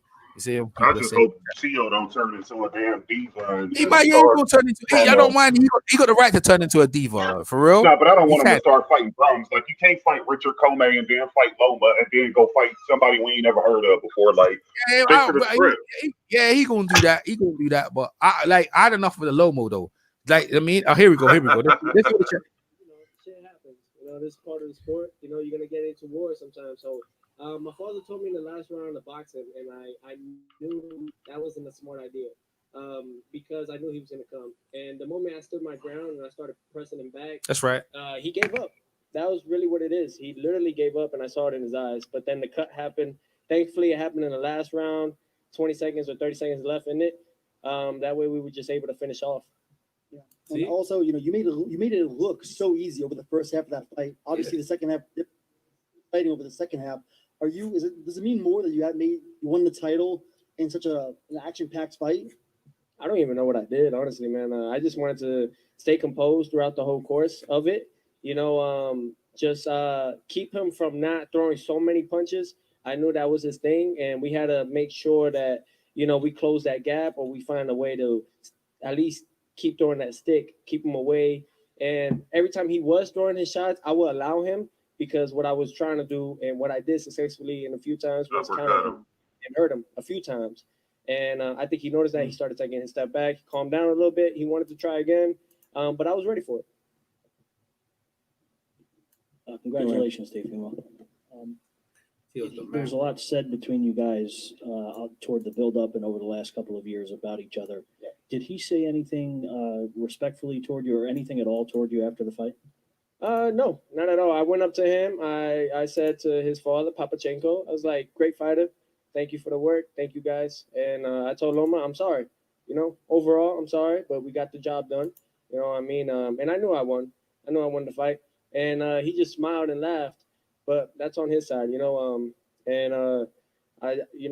I fought, and I told Loma, "I'm sorry." They say was the pound for pound, and I outboxed him. I won every round, or at least most of the rounds, Yeah. To win it by unanimous decision, I'm thankful, man. 23 years old, man. But that's a true champion right there. Loma was a hell of a fighter. He knows what he's doing, but his time is over. I told you guys. I mean, I'm smart when I'm in there. I'm gonna take bumps and bruises. I mean, that's part of it. Hey, shit happens. Like I said, this is the boxing world, and I know what comes with it. So I dig down deep in those last rounds for a reason. I'm assuming I know the answer to this question, but just to be clear, if he wanted a rematch, would you entertain that at all? For what? Exactly. Don't give me shit. What? Yeah. I beat him, and I did everything that I had to beat him. Yeah. If anything, it'll happen again. The same thing. There was no rematch clause for a reason. They had it. Now I can talk my shit. They had it pretty much where they didn't give me a rematch clause for a reason, and they gave me a contract on the side to pretty much say, like, if you lose, this is what you're gonna get for your next fights. Pretty much predicting that I'm gonna lose. So it's fine. Now, they just gotta eat it up, suck it up.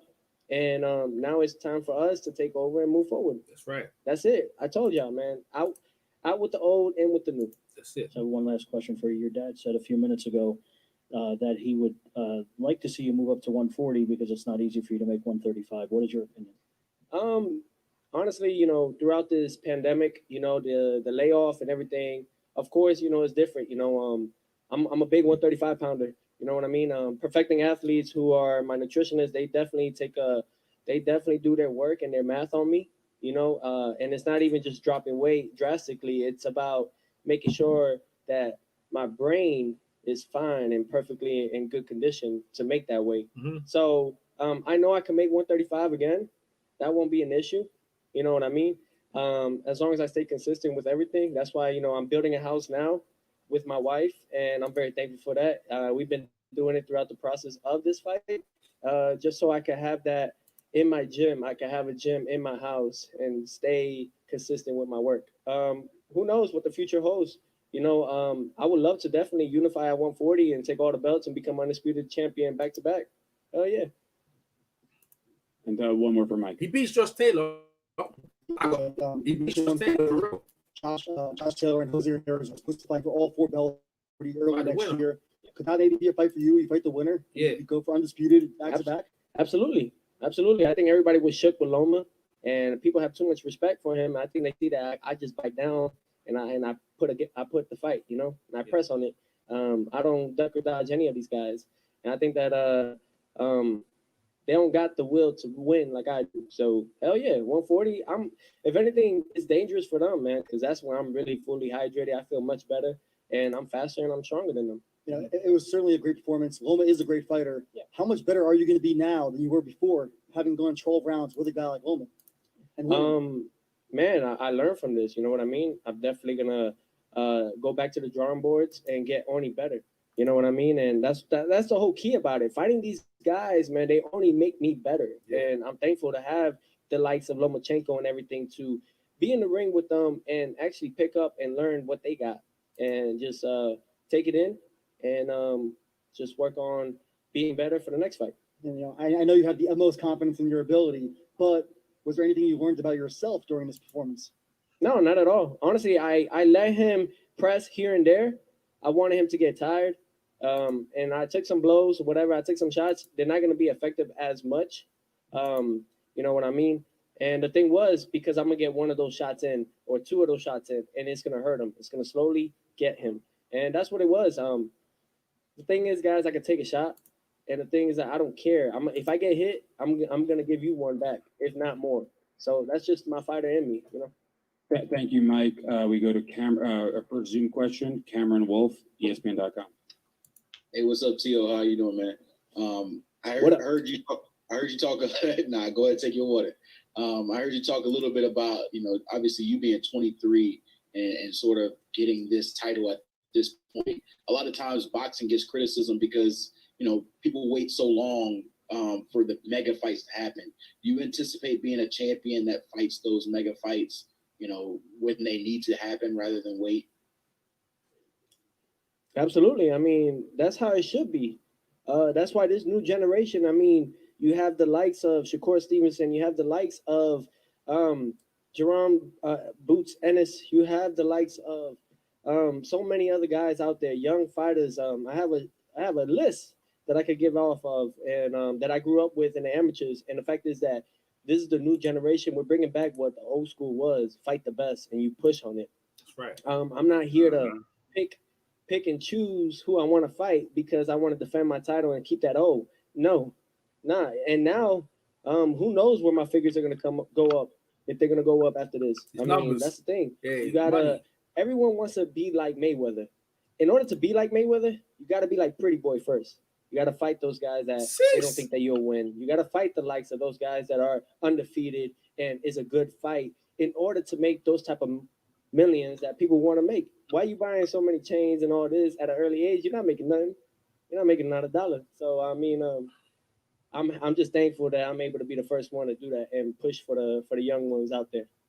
And next we go to another Zoom question from the man who coined the term the Teofimo Express, Steve Kim. Steve, please go ahead. Tio, congratulations on the victory. Here's my question. I asked this of your father. How key has training camp in Flemington been for you the last 2 fights? It's been amazing. It's been remarkable. Shout out to Old Dog Boxing Club. To Heidi and Bill. Thank you guys so much for having we had another successful camp out there in New Jersey. It's been tremendous. It's very calm out there, but now it's a new thing. Next year, hopefully, God willing, our house will be done, and I'm gonna have my gym in there, and that'll be my new training facility, pretty much. And who knows, man? Start a family, with my wife and everything. So Just taking everything one day at a time, you know, taking this in right now. And by tomorrow, you know, we figure out something else, you know, on to the next. Thank you, Steve. And we go next to Michelle Phelps. Michelle, please go ahead. Michelle Phelps is there. Hi, Teofimo. Congratulations, first and foremost. Now that Thank you you. shared the ring with Loma, was it what you expected, or did you expect something different from him? I expected more. A lot of people were talking highly about him, and I expected more, but basic. It was pretty basic, honestly, overall. And I think it was just maybe it was a 14-month layoff that did it. I don't know. I mean, but I had 10 months layoff, so why does it matter, you know? But I fought the guy that everybody says is the pound for pound, and everyone is very highly talked about. You know, he's going to be inducted to the Hall of Fame for doing one thing: 3-time fastest, 3-time weight division champion, along with Clarissa Shields.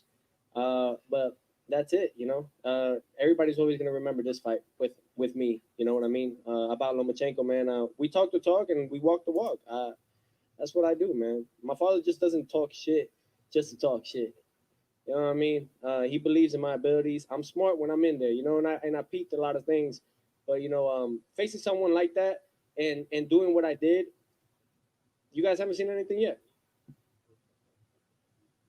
Wait, who would you like to fight at? There are obviously some attractive options there at lightweight. Who would you like to fight the most? I don't mind being the 2-time email world champion. You know what I mean?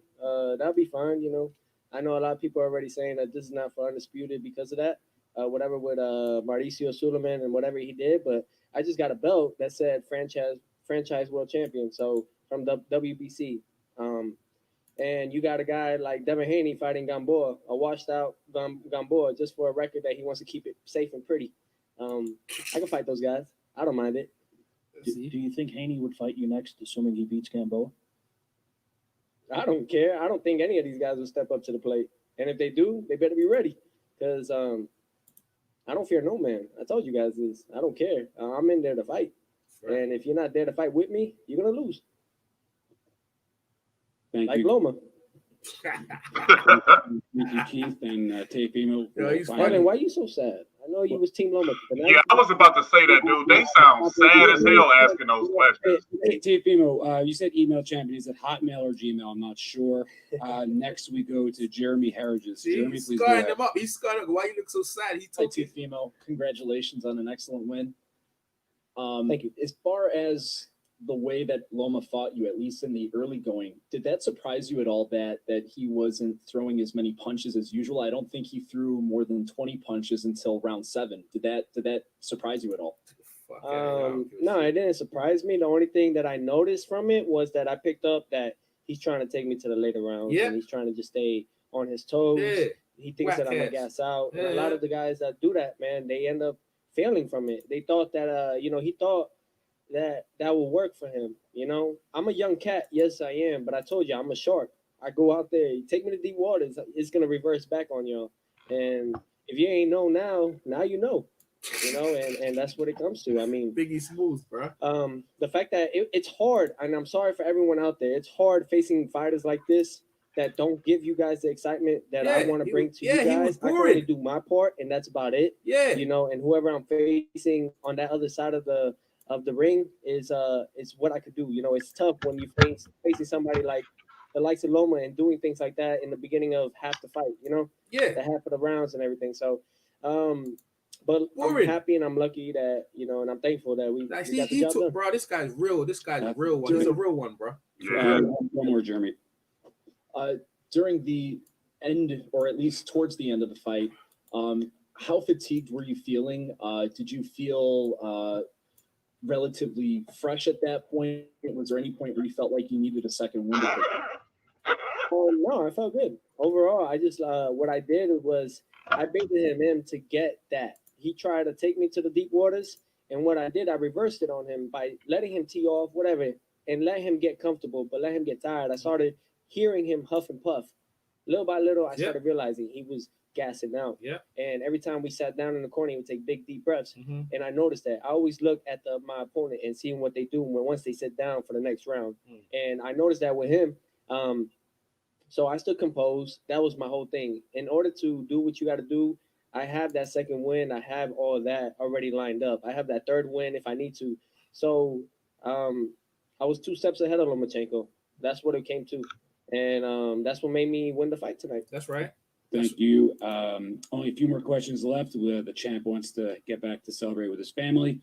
But we have a few more questions, and we will move. So one question each from now on, so we can get to as many people as possible. Sean Zattel, you're up next. Sean, go ahead. Slap his ass up. That's what Teofimo can. Congratulations, Teo. Hey, man, real quick, too, we got Sean Porter. Very proud of you as well. Watched the fight tonight. Absolutely. So, but Teo, you mentioned Devin after the fight.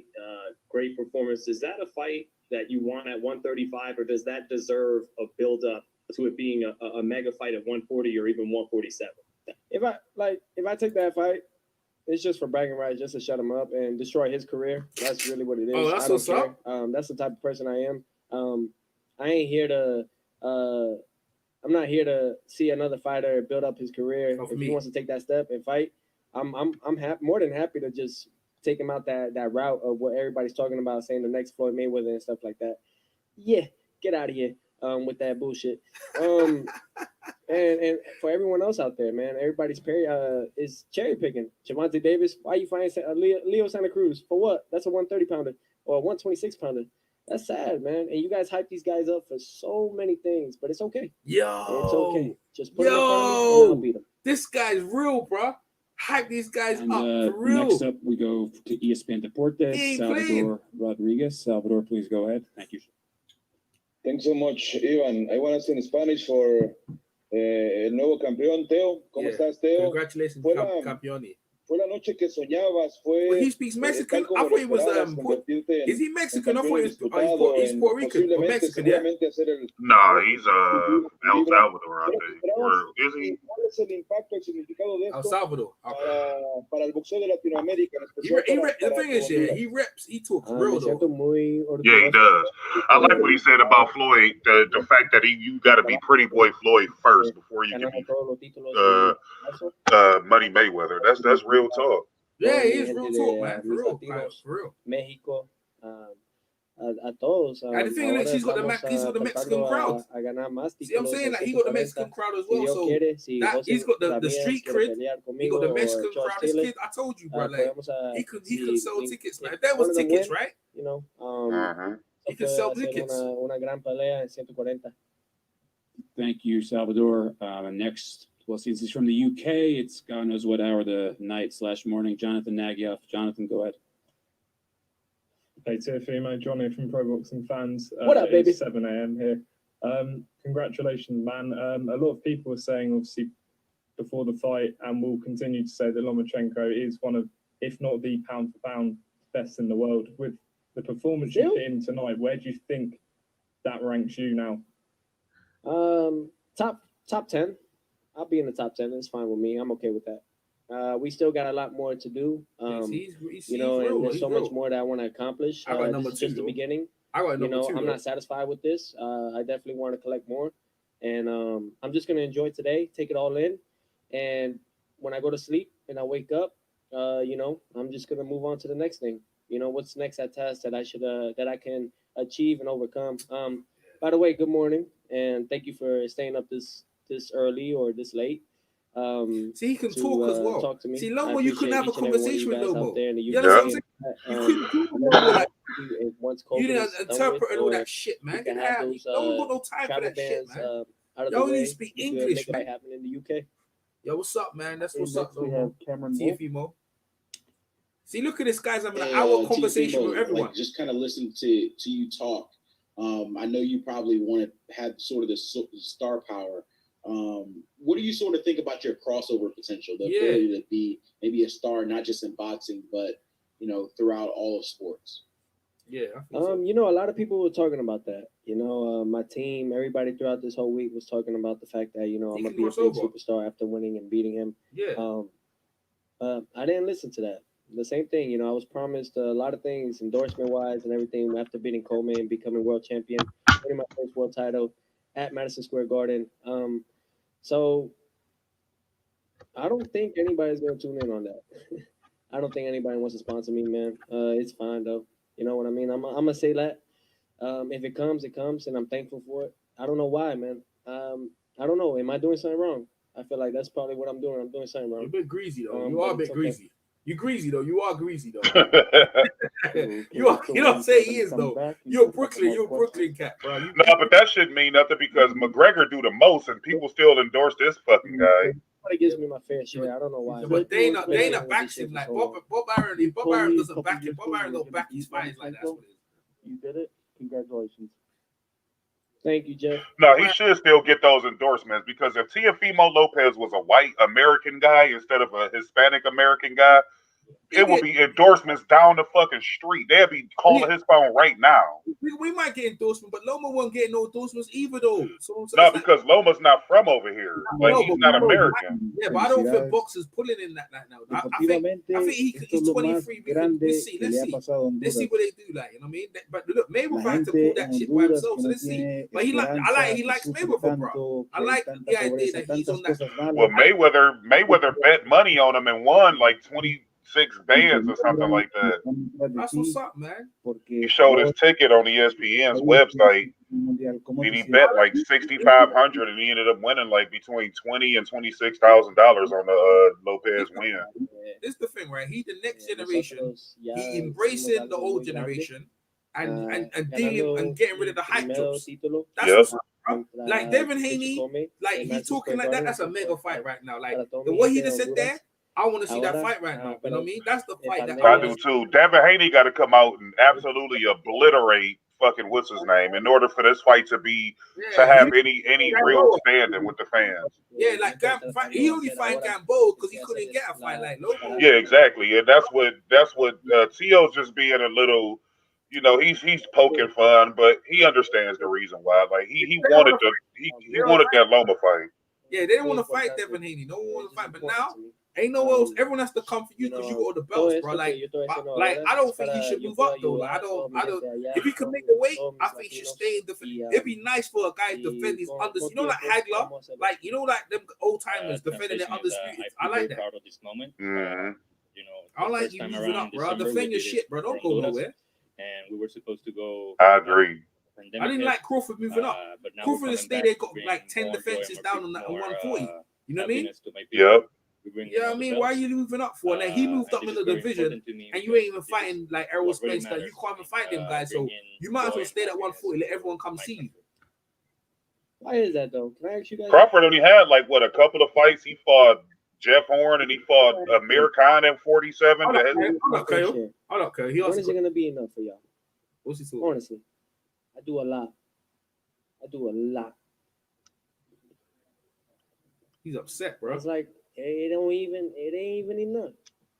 And you know why? And that's why nothing in life is promised. I don't take this and I let it get to my head. I'm on to the next. This isn't enough for me. Because you know why? I thank you all for that. And no. You know, but you guys made me stronger. USA Boxing has made me stronger from winning the US Olympic trials, Rio Olympics, when they did so much corruption shit on us. They made me stronger. Coming into the pros, you guys have made me stronger. So I thank you for it. But understand this, I'm tired of the shit. Give me my damn respect. That's it. Oh, yeah, we're on the LeBron shit. I shit. thank you guys. I'm going to end it with that. I appreciate each and every one of you guys tuning in. But come on, man. Give me a break, yo. See, when they go, yo, I want to hear what you have to say. Let me rewind that. Rewind that. I want to hear what he asked him to. Let me rewind that shit right there because that last one was poignant, man. But you could tell that was a Loma fan. Them reporters sounded very fucking sad. Hold on, Kyle. Let me. So he's just talking the Spanish. We're going to that last bit. We're going to get that last bit. We're going to comment on that. But that's why I ain't gonna lie to you, Kyle. Everything we've been saying, the man said himself. Like, and the thing is, he just fought a fight, right? A 12-round fight, and he's articulate. He's still talking sharp. He don't punchy.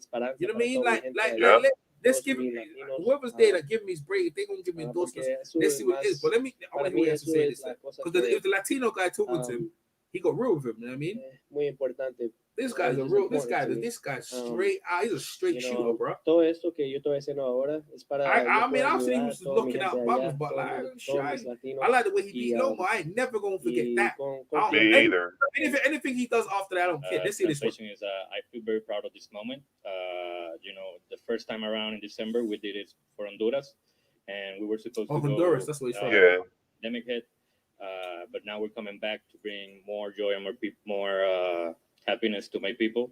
We're bringing all the belts, and this is very important to me because this is what really matters to me, bringing joy and happiness to my country. Why is that, though? Can I ask you guys that? Why is it? I do all that I can. No one gives me my fair share. When is it going to be enough for y'all? Honestly, I do a lot. I do a lot. And it's like, it ain't even enough. And you know why? And that's why nothing in life is promised. I don't take this and I let it get to my head. I'm on to the next. This isn't enough for me. Because you know why? I thank you all for that. And no. You know, but you guys made me stronger. USA Boxing has made me stronger from winning the U.S. Olympic trials, Rio Olympics, when they did so much corruption shit on us. They made me stronger. Coming into the pros, you guys have made me stronger. So I thank you for it. But understand this, I'm tired of the shit. Give me my damn respect. That's it. All right? And I thank you guys. I'm going to end it with that. I appreciate each and every one of you guys tuning in. But come on, man. Give me a break, yo. That's what's up, bro. What's up? Gervonta Davis responded and Devin Haney responded, so I can't wait to see what they said. But I mean, this dude, he got a aura about him, man. Like he's very in tune with the sport, man, and that's very important for a young fighter to be that in tune. Like that shit he said about Floyd Mayweather was the realest shit I ever heard a boxer say, where he talked about them being pretty boy Floyd first. Like you got to go through the grit and the grime in order to become Floyd Mayweather. Like these new age kids think that Floyd always fought that way, and that's far from the fucking truth. Floyd used to knock dudes the fuck out, and he had motherfuckers running from him. And until he got, you know, the brittle hands and all that stuff is when he had to change up his style. But Floyd was a knockout artist, man.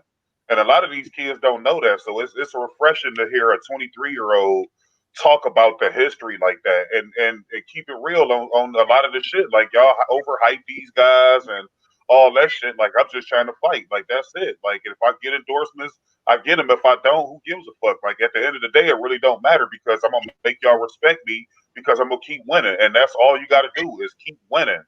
Like we'll see who endorse him and who don't, but ultimately he really don't need that shit, man. All he has to do is win. Now he wants not. He wants not. No, what it is like, Kyle. What it is, I hear what you're saying, but I think it's the same thing. You want your money. Like, at the end of the day, it comes down to money because remember the whole thing with Lomo. See how Lomo try to stick him on the money side of it. Remember, everyone was like, "Oh, he's a diva, man. Look how much money he's cashing himself out." He took a lot of disrespect, and I gave him some.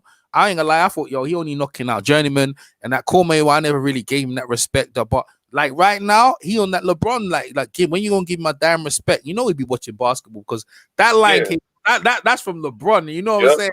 That's LeBron, and I can't even. He's true though because he didn't get no respect from me, bro. Like he didn't get no respect from me. Lomo was getting it because they were giving it, but he took it. Like he took it. Like they say, where you rank power? He said number 10. You know what I mean? He ain't even like trying to talk greasy. He's like, yo, 10. Oh, here we come. Let me hear what he has to say. He's getting in right now, so. Hey everybody, thank you so much for holding up. We gotta have some stitches. So please welcome. And you know I'm allowed it because right and the thing is like whenever you see Lomo do a long press conference, Lomo to do that, he couldn't do that. Like I had enough of it, bruh. You can't be bigging up these European guys. They couldn't give you no press conference. That what he said there will stick with me as long as the fight. Give me my damn respect. Wow, I need get some. Why I ain't got responses now? We've got talking points for tomorrow and days after that. Why didn't they give this guy? Why and who is not giving his damn respect? Who has to eat crow? and let's see where them normal them, because then the day boxing's more than this in the ring. And what I saw in the ring, that guy was boring, bro. The guy was boring. He didn't even try and fight. Like Loma, that fight was boring, man. Because the hype was seen with so much, yeah. It was like, oh, Lomo's just he's downloading and that. Like, what? He ain't doing nothing, bro. Nah, like I said, maybe 2-3 rounds at the most. Yeah, you can process information, but when they get to 7 rounds, your ass just don't want to engage because you felt that fucking power, and I could see that from the first round. Like Teofimo came out in that first round blazing, like he was throwing that jab was out there stiff. Like he was hitting them with fucking body shots. Like Loma felt that shit from off the jump. And he knew right then and there, shit, like them punches hurt more than what they look like on tape. Like he felt that power right away. So he knew he had to switch his whole style up. And like he said, he tried to tire him out and all that, and that shit didn't even work. Like you waited too fucking late. And you had to go in there head first and these headbutts and all that holding and clinching and punching and all that. He had to do anything to try to save face because all that hype shit started to catch up with him, man, and he got exposed. Period. Yeah. My man Happotype only gave him 2 rounds, bro. Like, see, so Happotype's happy about the scorecard for real, and I can't even hate, bro, because you know, because when I was watching it, when I really watching it, I was like, figured, oh, they're probably gonna give him that round. That's really why I was like, oh, they're probably gonna. Then I thought, oh man, the way Andre Ward was talking and this, that, he's gonna be a draw. You know what I mean? I'm just happy I don't care about, like, people complain about the wide score. I was like, nah, but at least they got the right guy winning the fight, bro. I know even that, like, this guy's pound for pound, he blown out, bro. They completely blow the myth about pound for pound. This guy got dominated. That's what it shows on the scorecard, right? Yep. The man got dominated, and he was like there was rounds in there like this guy wasn't doing nothing, bro. He didn't do shit the first 7. Even the announcers said it. They was like, that's the first fucking punch Loma threw, and they said that shit in the 3rd round. One round, one part. I think it was one straight over, and all the slow-mo. That's the thing about it. All them Pregul, all them guys hyping up this Lomo hype job, right? Where they now? Like, where Andre Ward now? Like, what is all these people? Who's that? Who's live now? Dan was okay. I'm gonna give this street. Oh, who's going live? He's live now. Let me send a link for Dan and stuff. Some of them guys there. That shit it's just crazy, man. Like I really like what Lopez said, and I'm glad you played that, even though I was gonna watch it. But I'm so happy with how in tune he is. That dude is in tune with the sport to be so young. Like this dude, he answered every question the way you supposed to answer it. He didn't get too high. He didn't get too low. He stayed measured. And that's important for a dude at his age. Like his father raised him right, man. This dude gonna be around for a while. He's gonna be around for a while. Like now, early predictions on the Devin Haney situation. To me, I would lean slightly towards Devin Haney because I think he present different challenges than what Lomachenko presented. I think he'll start out faster. I think he'll have Lopez on the back foot. He'll go to the body more. But Lopez is a game dog, man, and he'll get that. Like Devin Haney gonna pull that out of him. Loma didn't really pull that dog out of him. Like he didn't pull it out because he waited too fucking late. Like he didn't attack until the 8th fucking round, and it was just like, all right, dude, it's too fucking late now. Yeah, but I'm gonna tell you this though: when you beat a superior fight like that, like Joshua beat Klitschko, your head's booming. So like, bro, like he's like a hard fighter used to beat is a confident fighter, and like Devin Haney has a lot to overcome. You know what I mean? And then you got to do with the verbal assault, bro. You know what I mean? Like you got to do with the verbal assault. Like these guys they want to fight, but you fight me now, and like you will know what it is. And like let's make no bones about it, bro. Like my man, if he catch Devin Haney gonna find himself on the ground, bro. The man can hit still, and this is what I said. Bob Arum can build with this kid. He can't. There's nothing. Where can you go with Lomo? He's high tech. This that. Yeah, he gonna get an Hall of Fame for being a free weight, but he ain't beat me though. And this is the thing, right? Let's look. Right, he beat Nicholas Waters. Where he at now? He beat Rigo. Where he at now? Okay, you beat Gary Russell Jr. He's still a champion. But the Teofimo Loma fight on the way he's going on, and especially if he continues to go on great, bro, it's gonna look like, you know what I mean? Like he's gonna be like one of them Sergio Martinez type of guys. Or I remember they were saying Sergio Martinez was better than Mayweather, and they were talking all that greases. Ain't no one saying that now. Because he ain't an American fighter. But I remember they used to big up Sergio Martinez. Yeah, Maravilla. Yeah, I used to like him, but bro, Cotto just straight trashed him. Yeah. Straight trashed him. And at the end of the day, look, when it comes down to it, it's business, it's money. this kid Lomo don't sell no tickets. I ain't making no money. I can't have no press conference with him. You know what I mean? Like you need the media, like what you just thought there. You need the media to just like that. You need, you know what I mean? You need that kind of thing, like we to the press and just have us engaged, bro. Like this guy doesn't engage us. You know what I mean? Like he ain't moving the needle. I'm just happy. I'm just happy Teofimo won, even though I picked Lomo. I'm happy the kid won. I can't even hate, bro. Can't even hate. I picked Loma too, and I'm not mad at all. Like I kind of fall into a little bit of that trashing on T.O. because I thought it was a little too early for him. You know, the way he dispatched Richard Comey, he really didn't get nothing out of that fight outside of just beating a champion. But this fight right here solidifies him. Even if he loses to Devin Haney, that still to me doesn't change the fact that he took out one of the biggest hype jobs in this generation and did it easy. He did it so fucking easy. It was just like now we feel solidified as far as this is what we were saying the whole time, and it's just like I hated the fact that you black guys are just hating because this white guy's just dominating everything and blah blah blah blah blah blah blah blah. And it was just like, nah, dude. Like we know good fighters when we see them. Like this dude is a good fighter, but he's not a fucking all-time legendary fighter to us. Like he's just not. Nah, it's not. Right. Listen to this. That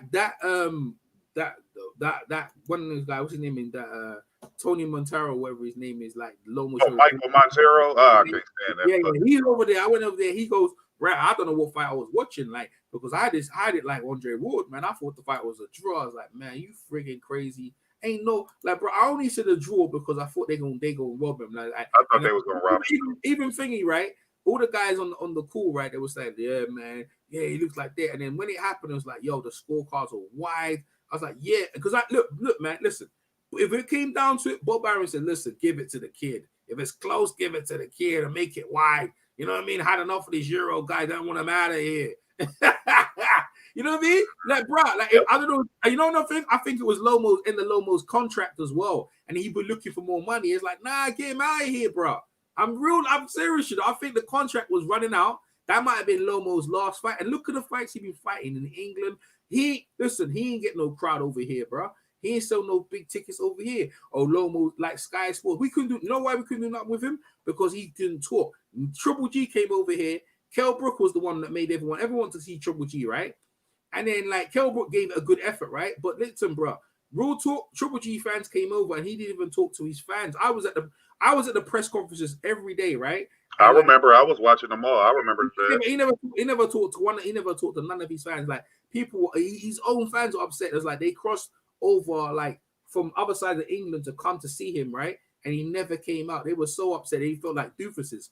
Like we thought we could see our guy that we support. They had their Triple G hats on, this, that, the other. He never engaged with the fans, man. And I feel Lomo's like that. I feel Lomo, he's not a people person. Like Teofimo is a people's champion. You know what I mean? He looked like one of them guys who roll down to Brooklyn, roll down to Yonkers, roll down to Staten Island, Queens, and just hang out and say, yo, what's up, bro? You know what I mean? Yep. Yeah, I'm a champ. He looks like one of them, like an everyday champ. Now, I think America misses that. Back in the 80s and 90s, you used to have a lot of them guys. Just, you know what I mean? He's a champ. You know, like Meldrick Taylor. Some of them dudes there, like Pernell Whitaker, used to go down back to his hometown of Virginia. You know what I'm saying? And hang out with the people. But he don't seem like that. You know what I mean? Because his country's where he's from, and the only reason he's fighting over here because he the baby that country and his country they're not doing it like that. You know what I mean? And you're over here beating up Americans and stuff like that, but you ain't selling, bro. Like, and I think HBO. It was okay when they had the HBO motor and Roy Jones and that. I hated Max, bro. I ain't gonna lie. I don't like him either. Max, he used to say he talked so much greasy stuff. I was like, yo, bro. Like, I just couldn't take his stuff he used to say, and I'm glad that all them guys are gone. Andre Ward, yeah. You need to like, you know what I mean? Like, I like Andre Ward, like, because people usually diss Tim Bradley, say he's a coon, and bro, he wasn't cooning today, bro. He had it on point, bro. And I always said that about Tim Bradley, and I think he misunderstood. I think he was just hyped, just being at the fights, and I think he was like a little fanboy, and he was happy for everyone. Sometimes he was over enthusiastic, and people took that as being coonery. But this time, he wasn't doing that today, bro. He was just right on point. Said it how it is. And the other people in the comment, they weren't even trying to say that. They weren't trying to say, "Oh, he's downloading." I mean, what are you talking about? Like he's a man, ain't downloading it. He's downloading. He won't come on. Oh, Loma started to come on now. I was but he goes, but thinking it. Then the TV goes, but he's still banging the body. He's still banging. Tim, tell him. He's still banging the body. He ain't doing nothing. You know what I mean? And then Andre Ward scorecard. And I was like, yo, what fights he watching, bro? What fight he watching? Like, how you giving round 2? How Andre Ward gave him round 2? I'm just like shocked, bro. Yeah, I saw that too. I was like, based off what? Like, he had a couple of jabs and he had like a little overhand right. But outside of that, like, he didn't do nothing. Like, this dude literally was just like circling them the whole first 7 rounds of the fight. And it's just like, you got to be kidding me. Haplotype said he had Loma out of the top 10. He said he probably 11th or lower. That's insane. Bro. That's crazy, man. You know what I'm saying? Yeah, like you said, he wasn't doing nothing. Haplotype. Like, normally Loma come in there and he'll process information, sort of like what Mikey Garcia would do sometimes. Like, he'll take a couple of rounds to see what's going on. But in this situation, he couldn't do that shit. Like, I feel like he wasn't processing nothing. He was trying to avoid that fucking the punches from Teo, man, because Teo was swinging, dude. And I know for a fact he felt that body shot. That first body shot, Loma was like, holy shit. This dude hit hard, man. Maybe Loma could go fight Gary Russell. Give him a rematch. That was a close-ass fight. Maybe he can go back and try to recoup some of his reputation by fighting Gary Russell or some shit like that. I know Gary will take it because Gary still pissed off about how the fight ended. So maybe he'll, go and fight Gary or something like that. But I don't want to see another rematch. I think Lopez needs to move on to bigger and better things, man. Like, you got Devin Haney right there. You got the winner of Leo Santa Cruz and Tank Davis right there. Like, you got a lot of work to do. Loma's old news. Like, that's old news. He's gonna have to work his way back up. You don't get no fucking rematch. You didn't have a rematch clause, so like, you don't get one right away. This ain't your second fight where you was fighting for a fucking championship. Like, it don't work that way. You got to work your way back up. Now, you got blessed to get a championship fight in your second fight. You actually lost to Salido first. Then you got another championship fight right after that. Like, no, you don't keep getting blessed. Like, you lost, so now you got to work your way back up. 100%, man. Let me hear what man Kanon has to say, because I'm going down the list. I'm saying, like, another thing as well, to see the thing about Teofimo, bruv, he's ignited all the channels don't even talk boxing. You know what I mean? Like, there's certain channels, who don't even talk boxing. He let me see what he's saying. I appreciate you guys for staying up with me tonight. Let me see what K9 has to say. Because K9. It definitely was on ESPN. ESPN. Let me see what he's saying. Let me see what K9 has to say about it. 2 guys on top of each other with panties on. That stuff don't look right to me. UFC, all right, feel good. If he had fought a fight before this fight, he probably would have fought a lot better. I just think that he was a smaller guy. He was a little older. Other guy was hungrier, and the better man for tonight won a fight. But I don't think he went down in flames because he didn't get knocked out. I mean, he still looked good at 30-some years old. I mean, he looked real good. He just got beat by the better fighter tonight. All right, that's K9. I ain't trying to get no more than that. Oh boy, like, I'm just going around and reading. I think another thing as well, he's ignited people, old channels who didn't come out. That's what I try and boxing needs. You know what I mean? You need a guy to captivate the masses. And Teofimo is a polarizing guy. Whether you dislike him or like him, but you have an opinion about him. You know what I mean? Lomo don't do that. He don't do that. He's got, bro, I'm going on my feed, and bro, this guy has got every. Oh, let me hear a direct. I told you, man, he Kawhi Leonard, bro. He the Kawhi Leonard of boxing. Yeah, he quiet, man. Let me hear what Teofimo said straight after the fight now. Nos encontramos con Teofimo Lopez, el campeón. Oh, he's talking in Spanish? Del mundo describe. We gonna speak. Oh, he's speaking in Spanish now. Nah, we ain't got time for that, bro. Oh, you ain't gonna speak in English? Let me see this shit. You gonna speak in English? Let me hear, son. You gonna speak in English? Historia. Ya estamos. Nah, speaking in Spanish the whole time. Quiet. He got exposed. Speaking in Spanish the whole time, man. I can't have time for that. I ain't got time for speaking in Spanish. I thought it was direct, but I'm just like, oh, I'm in stack, bro. I'm in stack for the young man. I'm in stack for boxing. I'm happy for America. I'm happy for boxing, you know what I mean? Like, I'm happy for him, you know what I mean? Like, the HBO hype job has just gone out, you know what I mean? And then we gonna move on. So we gonna move on. Like, let's see if Loma can prove he's great now. Listen, bro, let's see what he does now. Now, maybe, hey, you know what? Maybe, like, for him to get back, yeah, he goes against Devin Haney. That'd be something. Wouldn't that be something? That's what I want, but I think Devin Haney will completely end it. Like, you thought Lopez did him in. I think with those body shots, dude, I'm just looking at the body shots.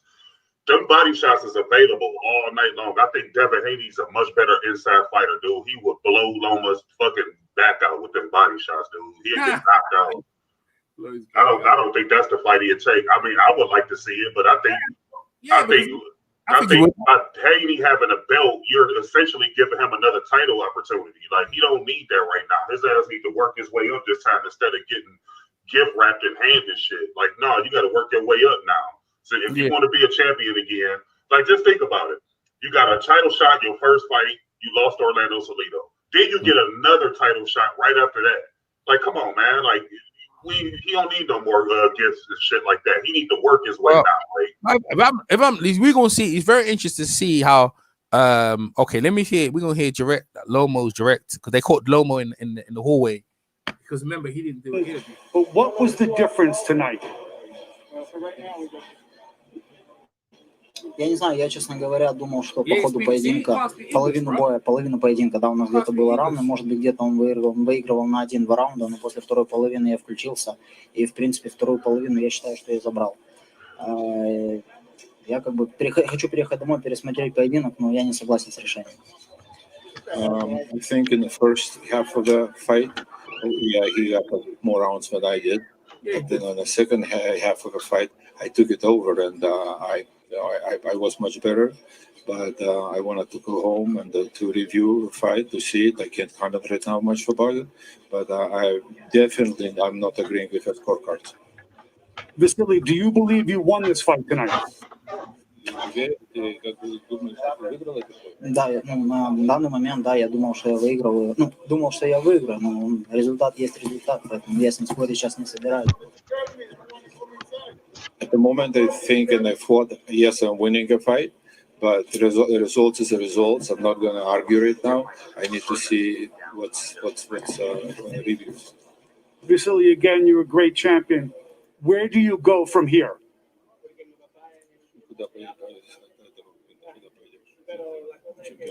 Right now, I come back home, and after that, I talk with my promoter, with my manager, and we discuss and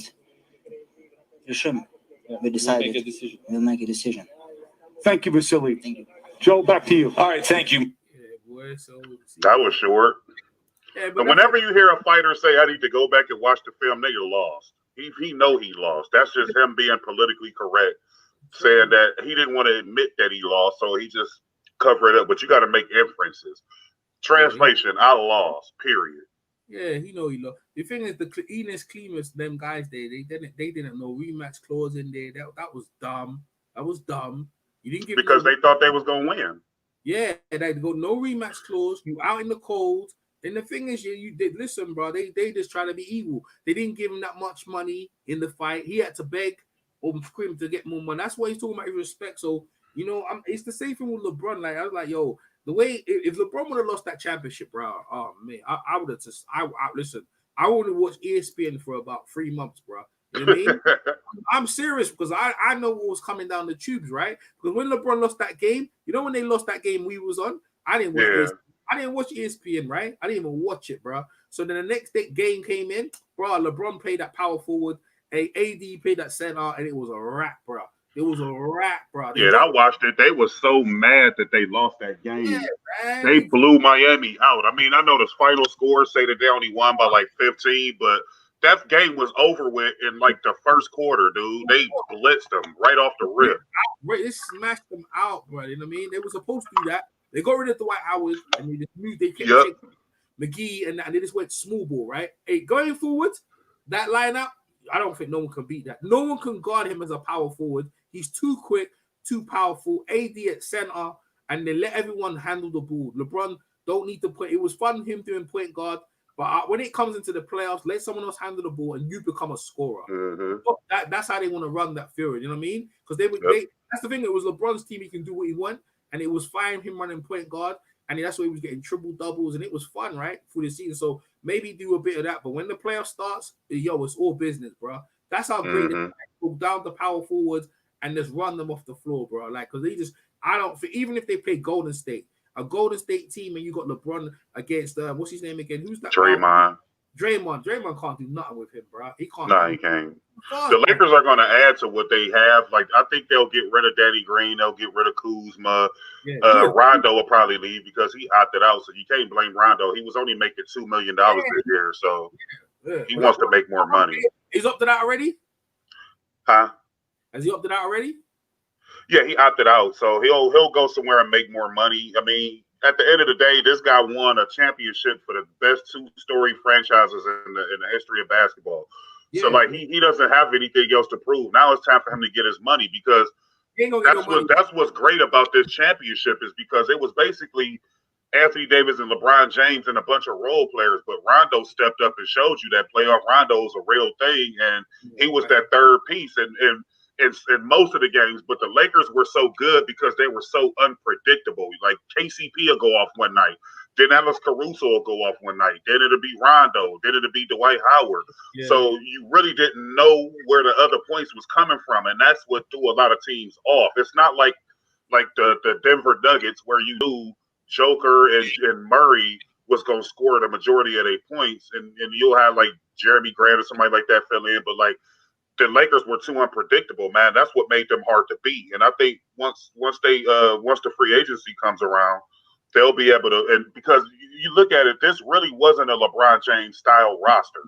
Like he's used to having floor spacing and 3-point shooters all over the court. Now you gonna get that, in the offseason because you're going to get a lot of guys that want to come over and win a championship now because now the Lakers is the new hot thing in basketball.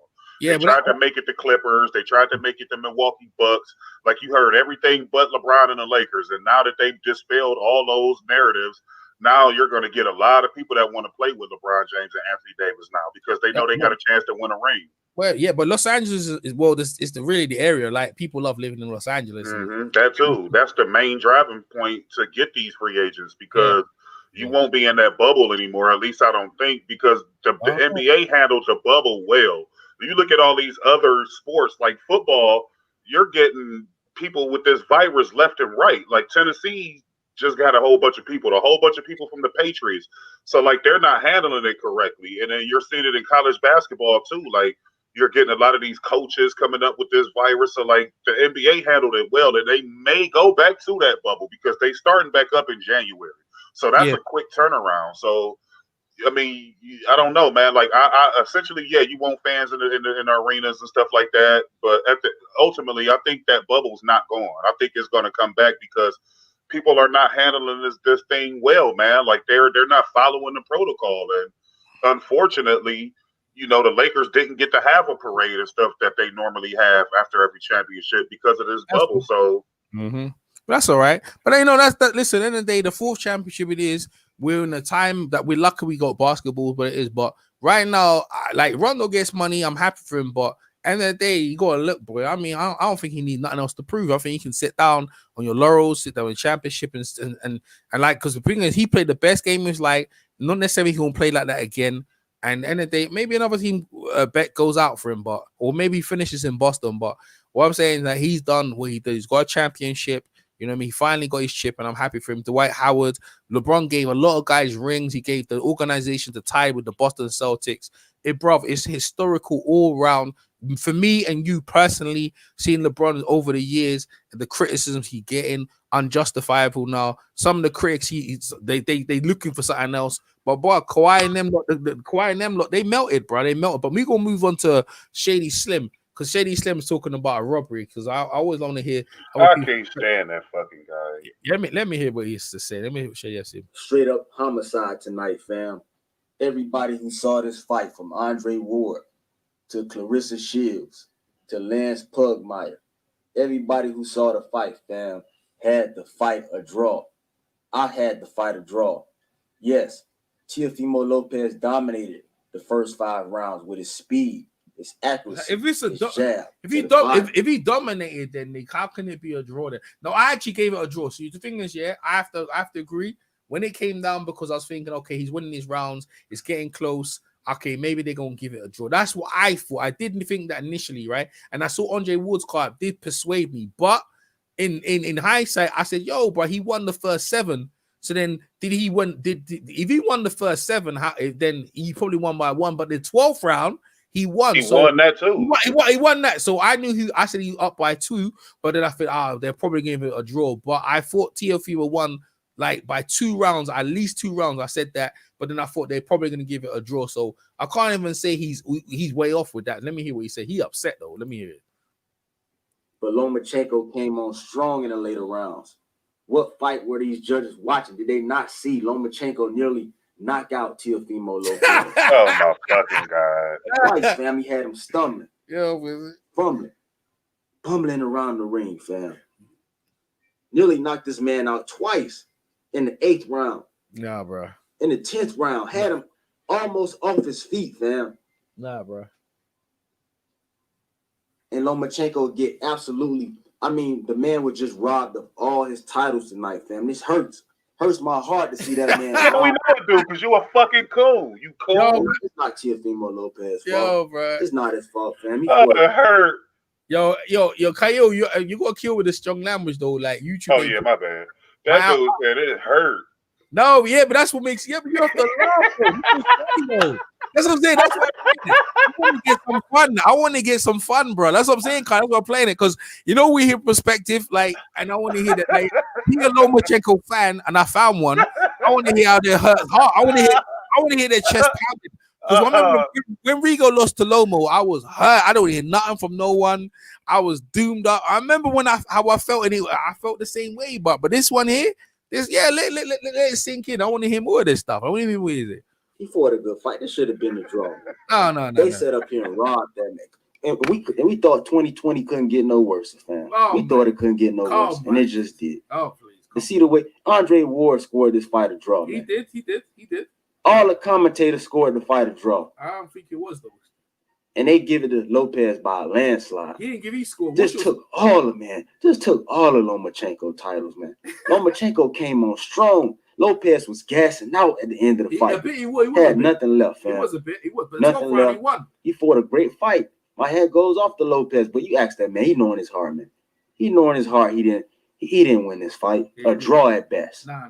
At best, you got to say it was a draw. So that means it's a close Run fight. it back. Lomachenko deserves to rematch. He's got a title with robbery, but then he's saying it was a draw at best. That means he knows it was a close fight, right? So how you got robbery with the title? He just clickbaited. Listen, man, that man said his heart hurt. And the man was just robbed tonight. This was a complete. I'm hurt. I know that's what it didn't look at him. I'm hurt. I'm hurt. He about to start crying. That man get robbed tonight, Yeah, that's man. what's up, bro. Let me know what y'all thought of the fight. I know y'all got comments. Let me know what y'all thought about the fight, fam. Comments, hit that like button and subscribe. We got a new undisputed champion, Teofimo Lopez. I had it a draw though. Let me know how you guys scored the fight. That man said his heart hurt, boy. Yeah, man, he's a clickbait because he couldn't a draw, but he know how to title things to get the Lomachenko fans to come to his channel. But he's saying it's a draw, so he's lying out here. So wasn't that the same dude who boxing Liberia torched up in that debate?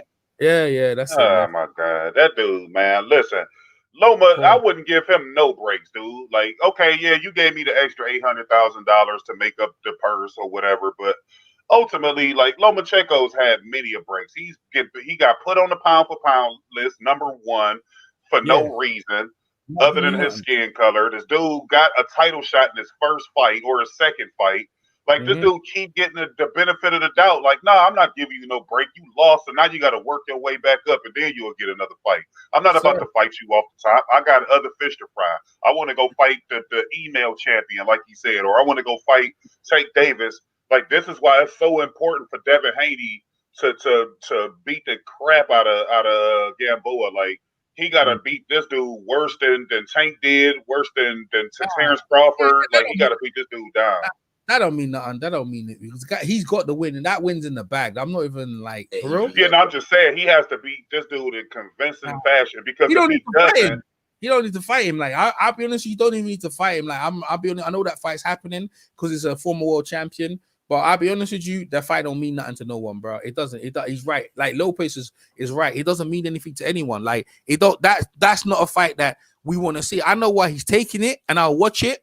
But I'm not even interested in that fight. As far as that fight is a win, we win. It don't matter how he wins because he's been beat. He's been pulled. Gamboa has been beat down all the time, right? The fight, what everyone cares about is this here.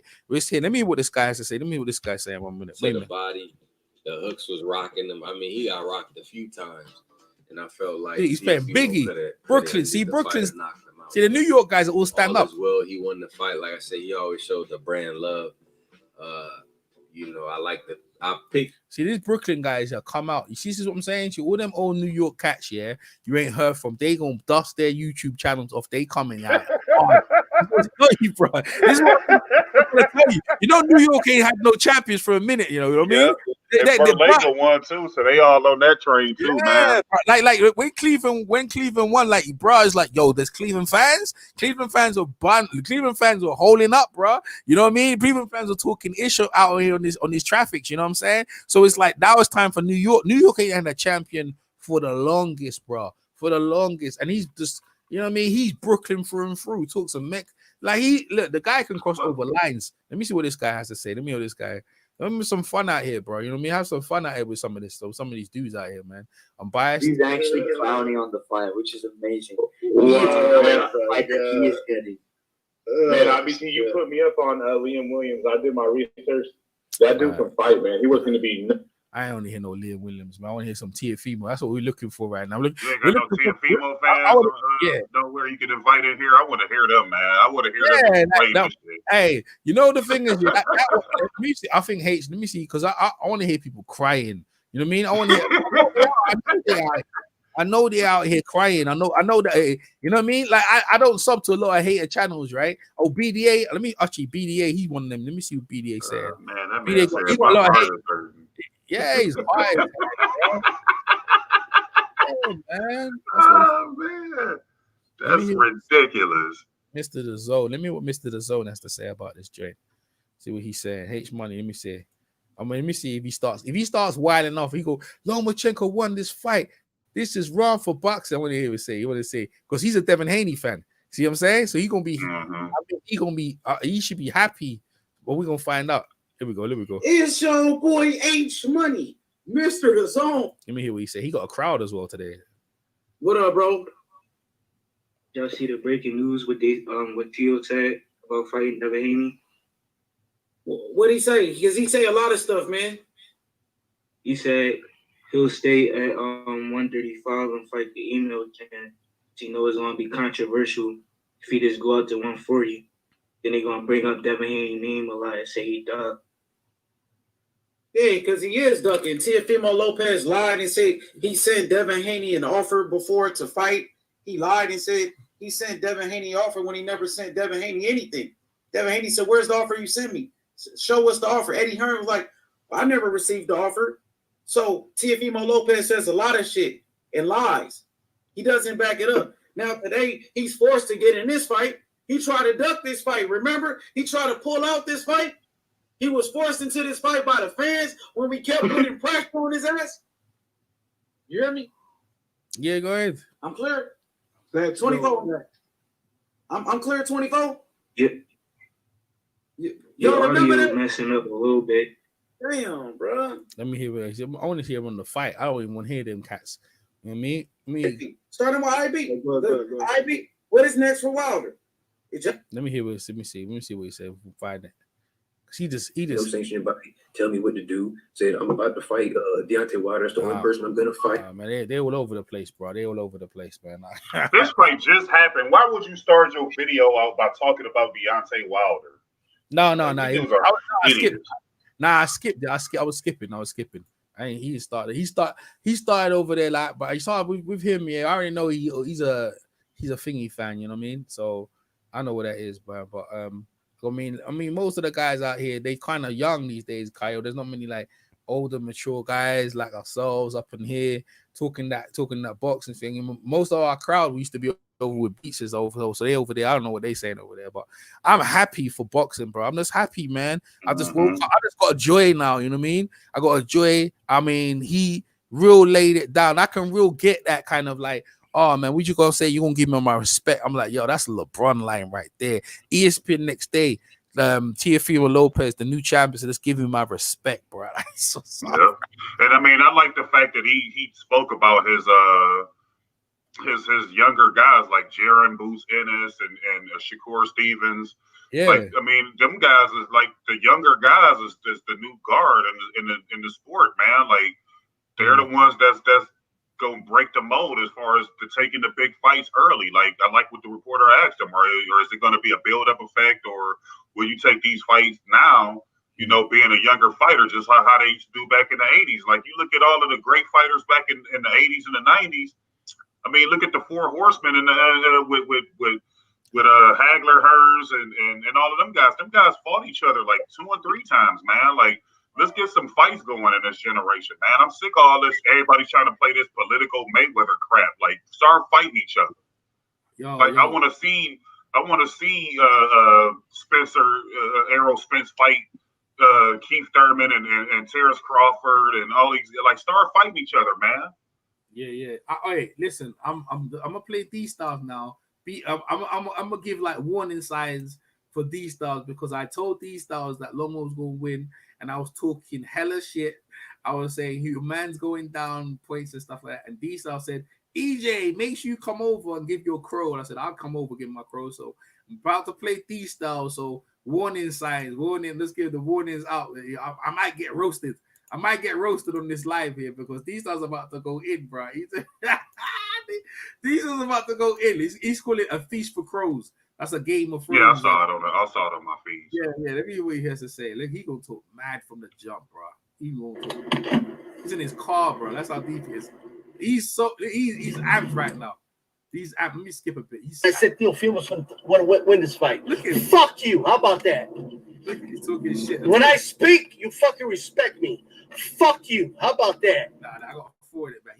He's getting in hard. Start listening to these times. If you want to win money in boxing, and you want to be right most of the time, listen to me. He's talking. Like, goddamn. He's charging her. Look, he's charging her. This guy's amped.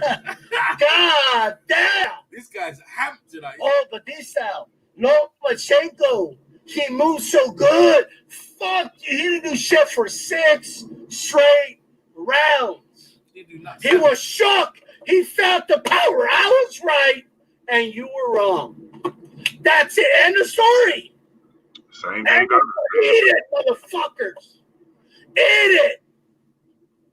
You fuckers were ready to do video montages of me, being all confident, saying, you said a dominant. You were fucking wrong. You didn't know what the fuck you were talking about.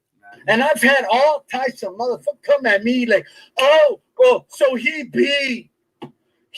But Teofimo beat Diego Magdaleno. He's talking hella about this shit because I was right and a lot of you motherfuckers were wrong. Yo, he gonna get your channel straight with all that language, bro. You motherfuckers. Yeah, his mouth is bad, isn't it? He's drinking. I reckon right? he's drinking. I've been here for not getting no speeding ticket. You sound like he's driving real fast. I go over here like bragging. I instill fear. And you know what I don't see right now? I don't see a lot of you motherfuckers that talk shit all these months. Where are you motherfuckers? Listen, I ain't playing no more. He's vocal, bro. He getting in. I don't blame him though. Can't say nothing because he caught it and he's turned up. He's turned up. Like he wrote him a T. He told me straight up he won the fight. You know what I mean? He told me straight up he won the fight. And all the experts and this, that, the other, he told me straight up, EJ, I'm telling you, will win the fight. And I ain't believing it. But I understand. This is the thing about I do understand. I understand boxing, and anything can happen in that square circle, bro. Anything can happen. You know what I mean? I remember Mike Tyson was fighting Evander Holyfield, and all the experts and me included. Yo, this Tyson's going dog whoop Evander Holyfield, bro. Never happened, bro. Evander Holyfield was turned up, bro. He might look old against other guys, but when he came against Mike Tyson, bro, he became young, bro. You know what I mean? He only looked old against what's his face. He was old. Yeah, but but like you still like you think it's the same with Teofimo. He didn't look good. That Japanese thing, yeah. Teddy Atlas said was the best thing for him because he learned a lot. They didn't have to knock people out in the power. But at the same time, he still picked Lomo because he said Lomo got too much experience and all that other stuff. And he did have that. But if Lomo fought from round one, it would have been, but he would have got knocked out though. No, he would have got knocked the fuck out. Yeah, he would have got knocked out. He would have got knocked out. He would have got knocked out. The body shots here, he was raiding him. He backed him off, and Lomo, give credit to the Lomo because the body shots didn't really affect him because he still came on, but he didn't have enough in the tank. And his tactics are very amateurish, headbutting, hitting on the break. You know what I mean? Like all that other stuff he was doing, he was jabbing over the top and trying to turn angle, but he's too old. He's 37 years of age. Out the ring, the layoff, whatever. Like, come on, dog. Damn, like, Loma that old? Lomo's 37. 37, bro. Yeah. Damn, I didn't realize he was that old. I thought he was like maybe 31. It looks good, it looks good though, isn't it, for 37, right? It looks good, yeah, right? he do. Yeah, I didn't realize he was that damn. I'm only a couple of years older than Lomachenko. Wow. Yeah, he's 37, bro. That's nearly 3 years away from 40, bro. You know what I mean? Wow. And he is 500. He's got, brother, years on the clock. So you see the young guy became young. What the young guy did, he just stayed dominant and hit hard. And that's what he just kept doing it. Like Loma thought he gonna get tired at some point. Yeah, he did, but he had a second win because he's younger. You know what I mean? He kept the same pace up. He never, like, there was some rounds where he looked like he gasped, but he was smart. He tied up. He got his second win. He came back again. Like, he boxed smart. Like, he used his boxing brain. He didn't have to move around and chase or, you know what I mean? Like, and another thing as well, his connection rate for throwing the punches was pretty good as well. You know what I mean? Like, it was good. Like, Loma was throwing punches and all, like, and everything was landing, but it was like there was no one in one of his punches power in any way. He throws a lot of accumulated punches, but there was no one dominant punch. You know what I mean? We got a live reaction from and I ain't gonna talk to Tank because Tank don't talk too much. Like I'll leave that one. That's Ellie setback. I ain't even trying to, you know what I mean? Like, because Tank's quite quiet guy. He's quite quiet. He lets his talking does in the ring, but let me see what people saying in the chat. I'm gonna call it a day though, because we got people in the chat like Hapotype is out here. What's Hapotype saying?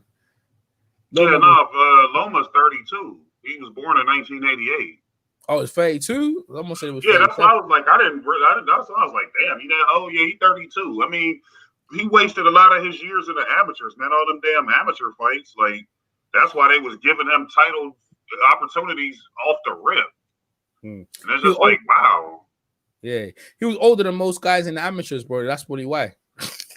Everyone was young. He had more experience than them guys. He older than them guys in amateurs. Same thing here. But it's just he got his ass whooped tonight, and then all of these people with their hearts hurting and all of that shit. Like, this dude literally did nothing for 7 straight rounds. I was about ready to turn the damn fight off. I'm like, I was like, when's this guy going? You know the funny thing about it, right? The dad and the manager, they got their strategy wrong. I mean, what strategy can you have a strategy? If you're a good fighter and your guy was in shape, then let him fight.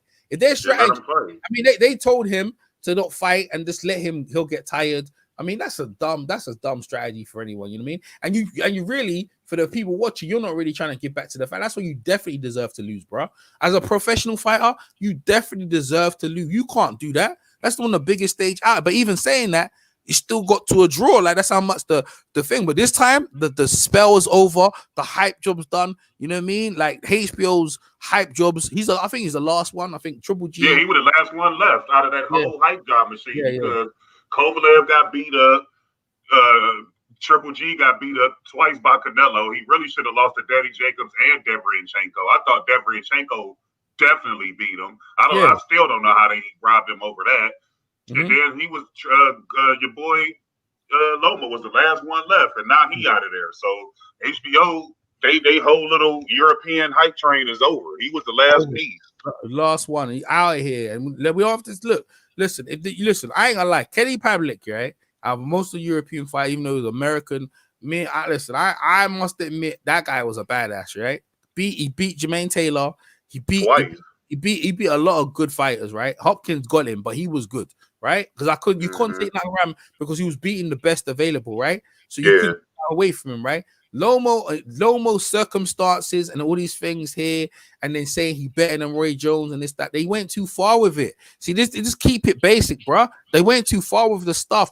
And like that. But the thing is now it all goes to Teofimo. Teofimo can take that and roll with it now. You know what I mean? He could take that. Well, if you say he was pound for pound, then where that rank me? I remember when what's his name? Vernon Forrest beat Shane Mosley. So you say he pound for pound, right? So where that rank me? Where we at? So Teofimo, hopefully, you know what I mean, he get his respect. Most people will think Devin Haney in that fight if the fight happened, but I want Teofimo, you know, get some defenses.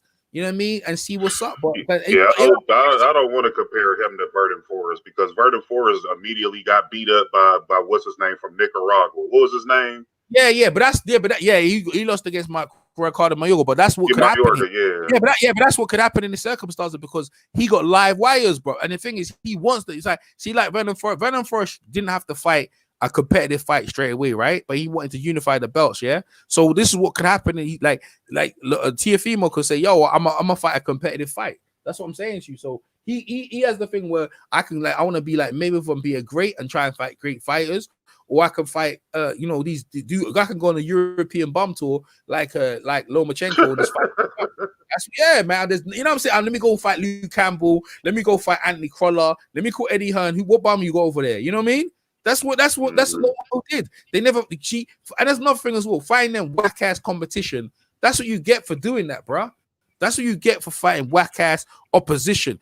You know what? I took credit away from Cormier, but obviously that Cormier fight got him in good stead, bro. You know what I mean? That kept him because he's undefeated and he's like my Cormier is better than the last two opponents you face. You know what I mean? Yep. So.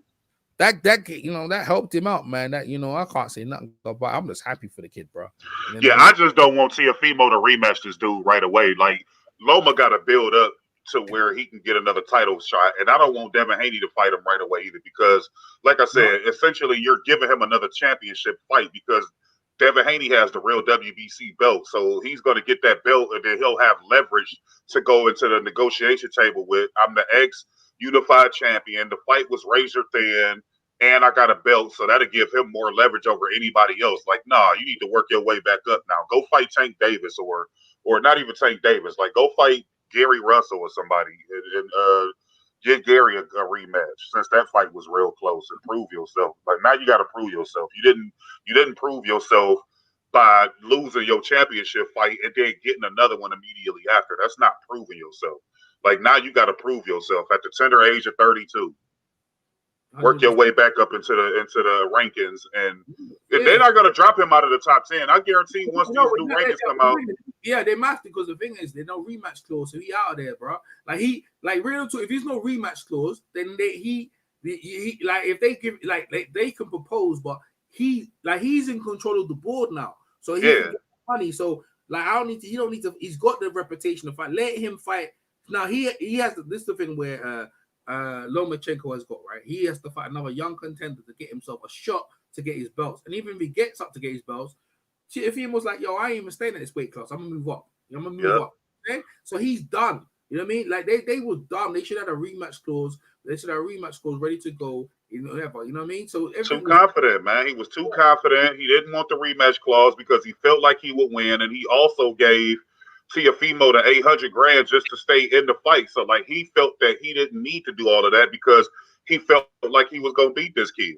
So it was unnecessary to have a rematch clause because now that your ass lost, now that the rematch clause look a lot bright. And see now what he's gonna try to do is, well, I gave you the $800,000 to stay in the fight. I gave you a favor, so give me a favor now by giving me a rematch. And it's just like, well, no, you got burned.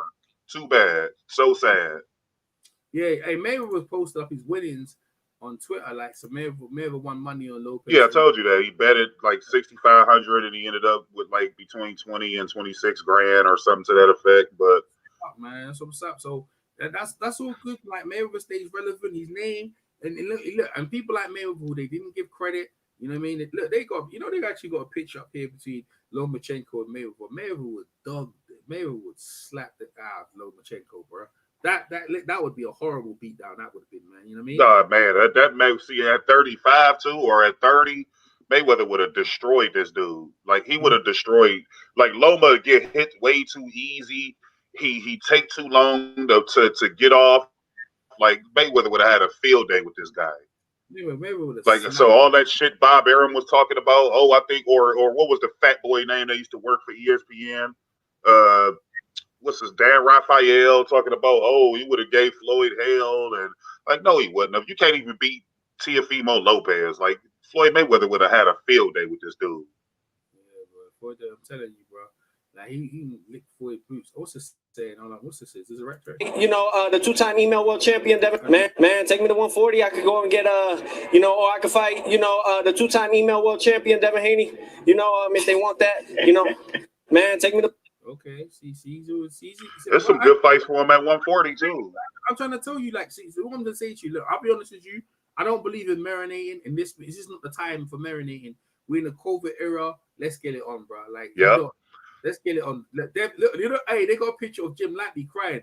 The Lomosexuals. That's what they call it. Found out. The Lomosexuals. The Lomosexuals, bro. That's what they call it. You got Jim Lampy crying. Like that. Them propaganda was unreal, bro. Yes, it was, man. It was unreal. Yes, it was. The days of HBO was sad, bro.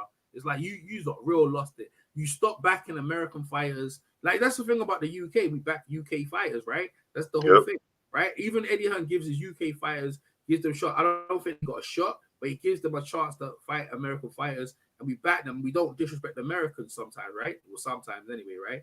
But like when America, like you're there pushing European fighters when there's other black fighters in there who needed to get that push, or other ethnic minorities, or even some American white Americans maybe, right? It just wasn't on, bro. It's like America always backed America. Like I don't know what you talking about. Trying to just build off other guys. Why aren't they people from there and build their fighters up? You know what I mean? You know what I mean? But it was good though. It was good though because now Lomo could, like Teofimo can take that energy and do with it. And then next guy is Usyk. Usyk's his number one friend. If Terence Crawford goes in there and smacks Usyk up, then what? Then what? You know what I mean? I mean that ain't supposed to happen. But I think that's a cherry picked fight. Like Usyk can get a better heavyweight. Like yeah, Derek Chisora is a heavyweight. But this dude has never won. He's only won on a domestic level. He's never won on an international level. Why are you taking that fight? Like, I understand you want to get acclimated at heavyweight, but that Witherspoon guy that he fought, like, who the hell was that? Now you're about to fight Derek Chisora. He's not the same Derek Chisora that was fighting Tyson Fury and all of these cats. Like, he's an older, washed-up shell of himself. Like, if you want to prove that you're really that good, go and fight Luis Ortiz or somebody. Go fight him. Go fight the other guy, that fat Mexican. Go fight him, man. Like, why are you fighting fucking Derek Chisora? Like, come on, man. Fat Mexican. Yo, for real, bro. Like, go fight one of them guys. Those are real heavyweights. Like, why are you fighting Derek Chisora? You want to fight an older heavyweight? Go fight one of them. Or hell, didn't Povetkin just win against Dillian White? Go fight Povetkin. Or like a real legit, or even Dillian White. Like, go do something like that, man. Like, why are you fighting Derek Chisora? Like, and then if he does beat Derek Chisora, then everybody's gonna pounce all over him. That's where all the Loma fans gonna go watch. They go either go to him, or they go to Arthur Beterbiev, or Dmitry Bivol, or like one of them other Eastern European fighters. Like, they're gonna jump on that bandwagon because this Loma's train is over. If the train is broke off the rails and is smoking in a corner somewhere. It's done. He didn't get the rematch clause. I mean, they just looking stupid right now. Elis Klimas is the most dumbest manager ever. But Arum, listen. But have you noticed, right? The fight has happened, right? Where Bob Arum at? Where Bob Arum at? Usually that bitch ass is out here talking Lomo. You know, that's why we say he's the best. Look, he don't even support Teofimo, bro. Or maybe he does, but he ain't said nothing yet. You know what I mean? He's just keeping quiet and letting whatever. Because I remember I talked to him. I said, who's better between Teofimo and Terence Crawford? He goes, have you ever had 2 kids? I goes, no. Have you got kids? I goes, no, I ain't got 2 kids. Well, it's like having 2 kids, saying which one's better. I was, oh, that's true. That like you couldn't say if you got 2 kids, you can't say one's better than the other. So that's right. That's what he said. I said, that's that I had to look at him like, yo, that's some real wise stuff. You know what I mean? And that's how he looks at thing. But at the same time, this guy and his trainers, they're dumb, man. You know what I mean? They just straight out dumb. I mean, why would you not do a rematch clause? And now look at you now. Look how arrogance, man. That's why I told you, bro. I don't really necessarily blame his management. I blame Lomachenko because, like I alluded to earlier, that's him smelling his own shit. Like he started believing in that invincibility stuff, and he could have easily got a rematch clause, but he felt in his heart of hearts that he was going to beat Teofimo easy. So it was unnecessary to have one. That's what he felt, and it backfired on him. And now you left out for Cole, looking for a fight. Now he'll take anything to happen now because I'm telling you, all of the wolves is coming out, man. It's about to be guys calling him out left and right. Yeah, but if I was Teofimo, I'll go for. I ain't gonna lie to you, bro. I've been looking. Let me go fight some European bums. Eddie, call Eddie up next day. Eddie, which bums, Euro bums you got over there? I'm coming over. You know what I mean? Call Eddie gonna throw Devin Haney in his face. Oh, because the UK fans here will back Teofimo, bro. That's what I'm saying to you. Like sometimes you need to widen your horizon. You know what I mean? But you know what? Why you need to come over here? He come over fight in the. It's what's that stadium? The Brooklyn. What's the thingy stadium? What's that stadium called again?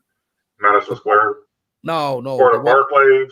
The Barclays. That's what's up. Let me He with a belt with 15 fights, you know, and then I see him taking all the belts with 16 fights when we beat out of Lomachenko. Yeah, he told you this and I'm back him up. Oh, his dad. With a belt with 15 fights. His dad said that time ago. His dad predicted this time ago.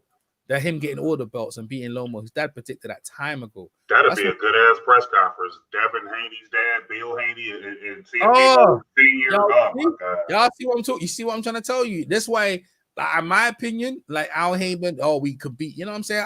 I don't feel like we need to wait, bro. I'm just being honest with you. Like, if he gets past Gamboa, you know what I mean? Like, and this, that, the other, let's get it on, bro. Yeah, I know. Like you said, the fight was kind of relevant for Devin. Like I agree with you, but I don't because if let's just say, for instance, Devin Haney he beats Gamboa, but he doesn't look good beating him. You're gonna see Teo like you couldn't even beat this dude. Like but even if he fight, it don't matter what he does. He gonna say something because he's like that's who you picked. He ain't giving the respect that's even fighting him. So. It don't matter. But what I'm saying is, you ain't when they fight each other, they ain't go. No, there's no respect with Teofimo anyway. It don't matter. So that fight is just a fight to keep him busy.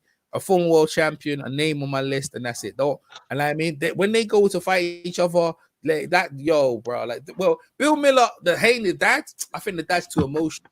I think Teofimo will do him. I think Teofimo, when it comes to trash talking, I think Teofimo beats both of them, bro. They're too nice. They're too nice, bro. They're too nice spoken, you know what I mean? Like, I mean, they try and trash talk, and I heard them, but I ain't feeling it, you know what I mean? I ain't feeling it. I had to watch it twice, yeah. I scored it 7-5 for Teofimo. See, 2 rounds up. That's what I said. That's what I scored it. Yeah, that's how I had it too, man. But I mean, that was kind of being generous in some of them. Yeah, but that, Andre Woods.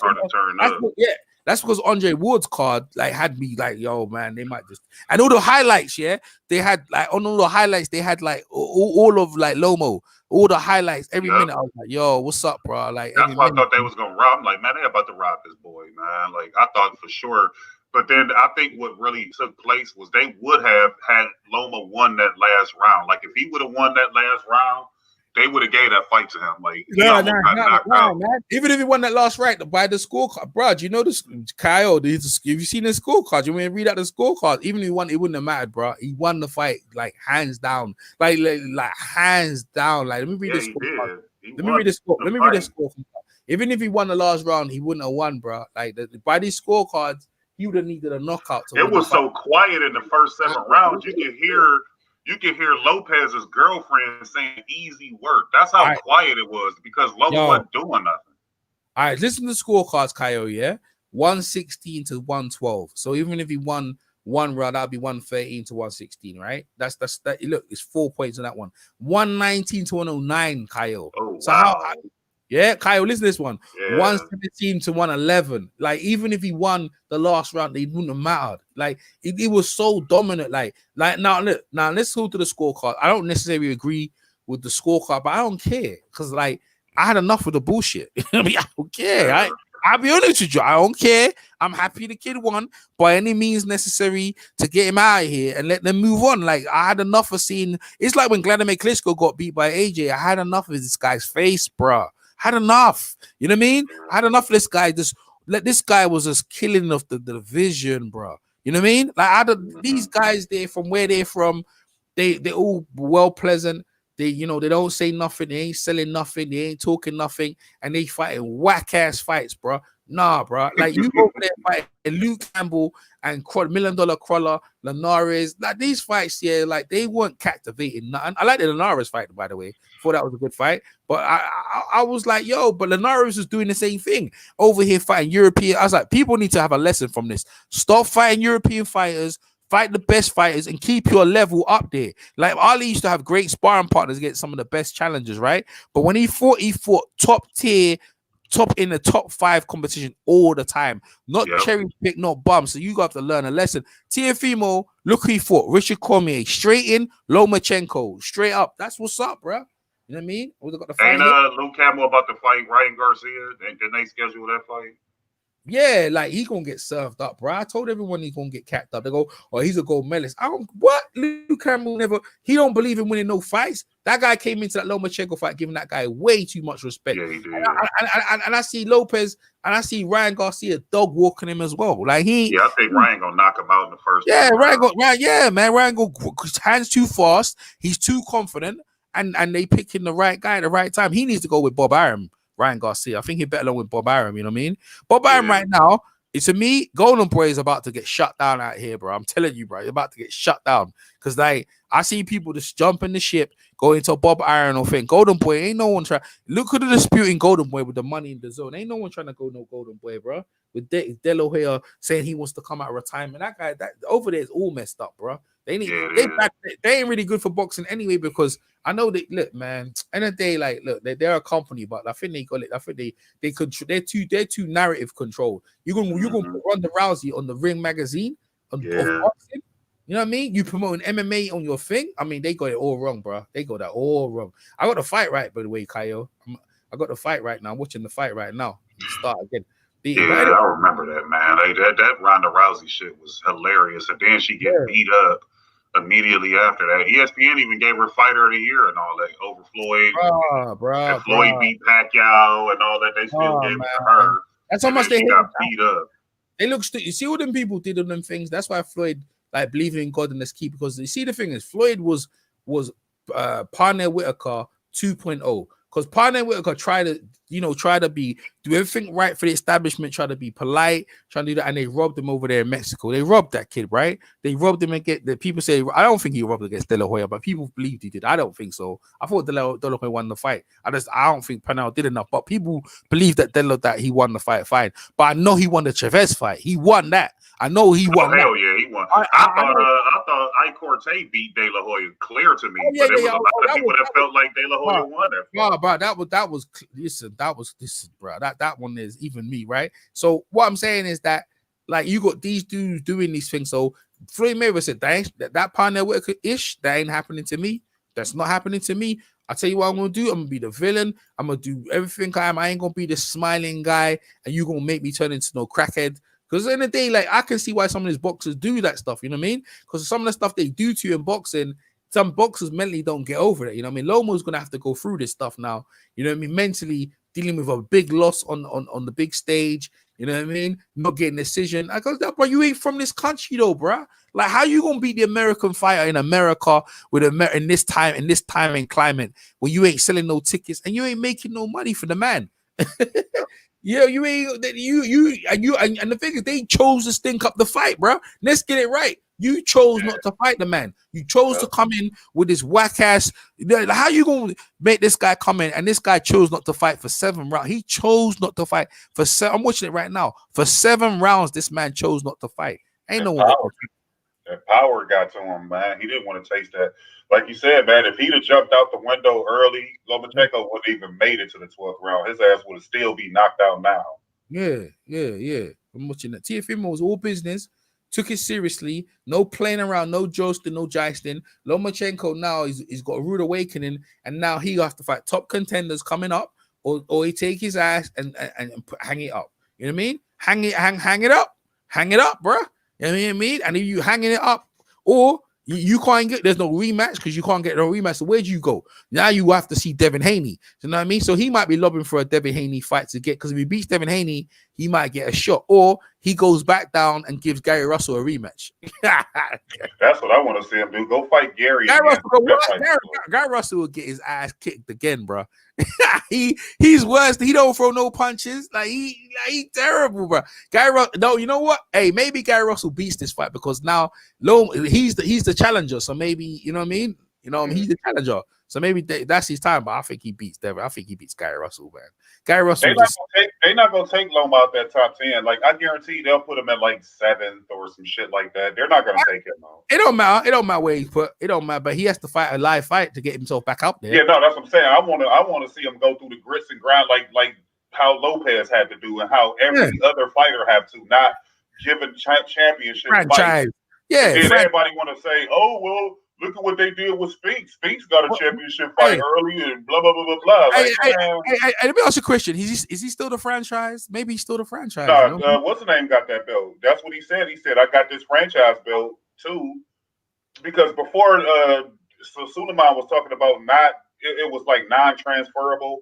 Yeah, I guess Loma like asked for it or whatever, but then he came out right after that. I forgot. I think it was like barbershop conversations. Somebody talked to one of the WBC representatives, and how they talked about how it really wasn't, a championship belt. It was more of a gift or something to him and Canelo. But in the press conference, in the post-fight conference, Lopez said he had the franchise belt. Yeah, no, he had that image. It's right there, like on his shoulder. Then he got the other WBC belt, the one Loma had, right there on his waist, and then he got the IBF and the WBO. But like that franchise belt is what's hanging from his shoulder there.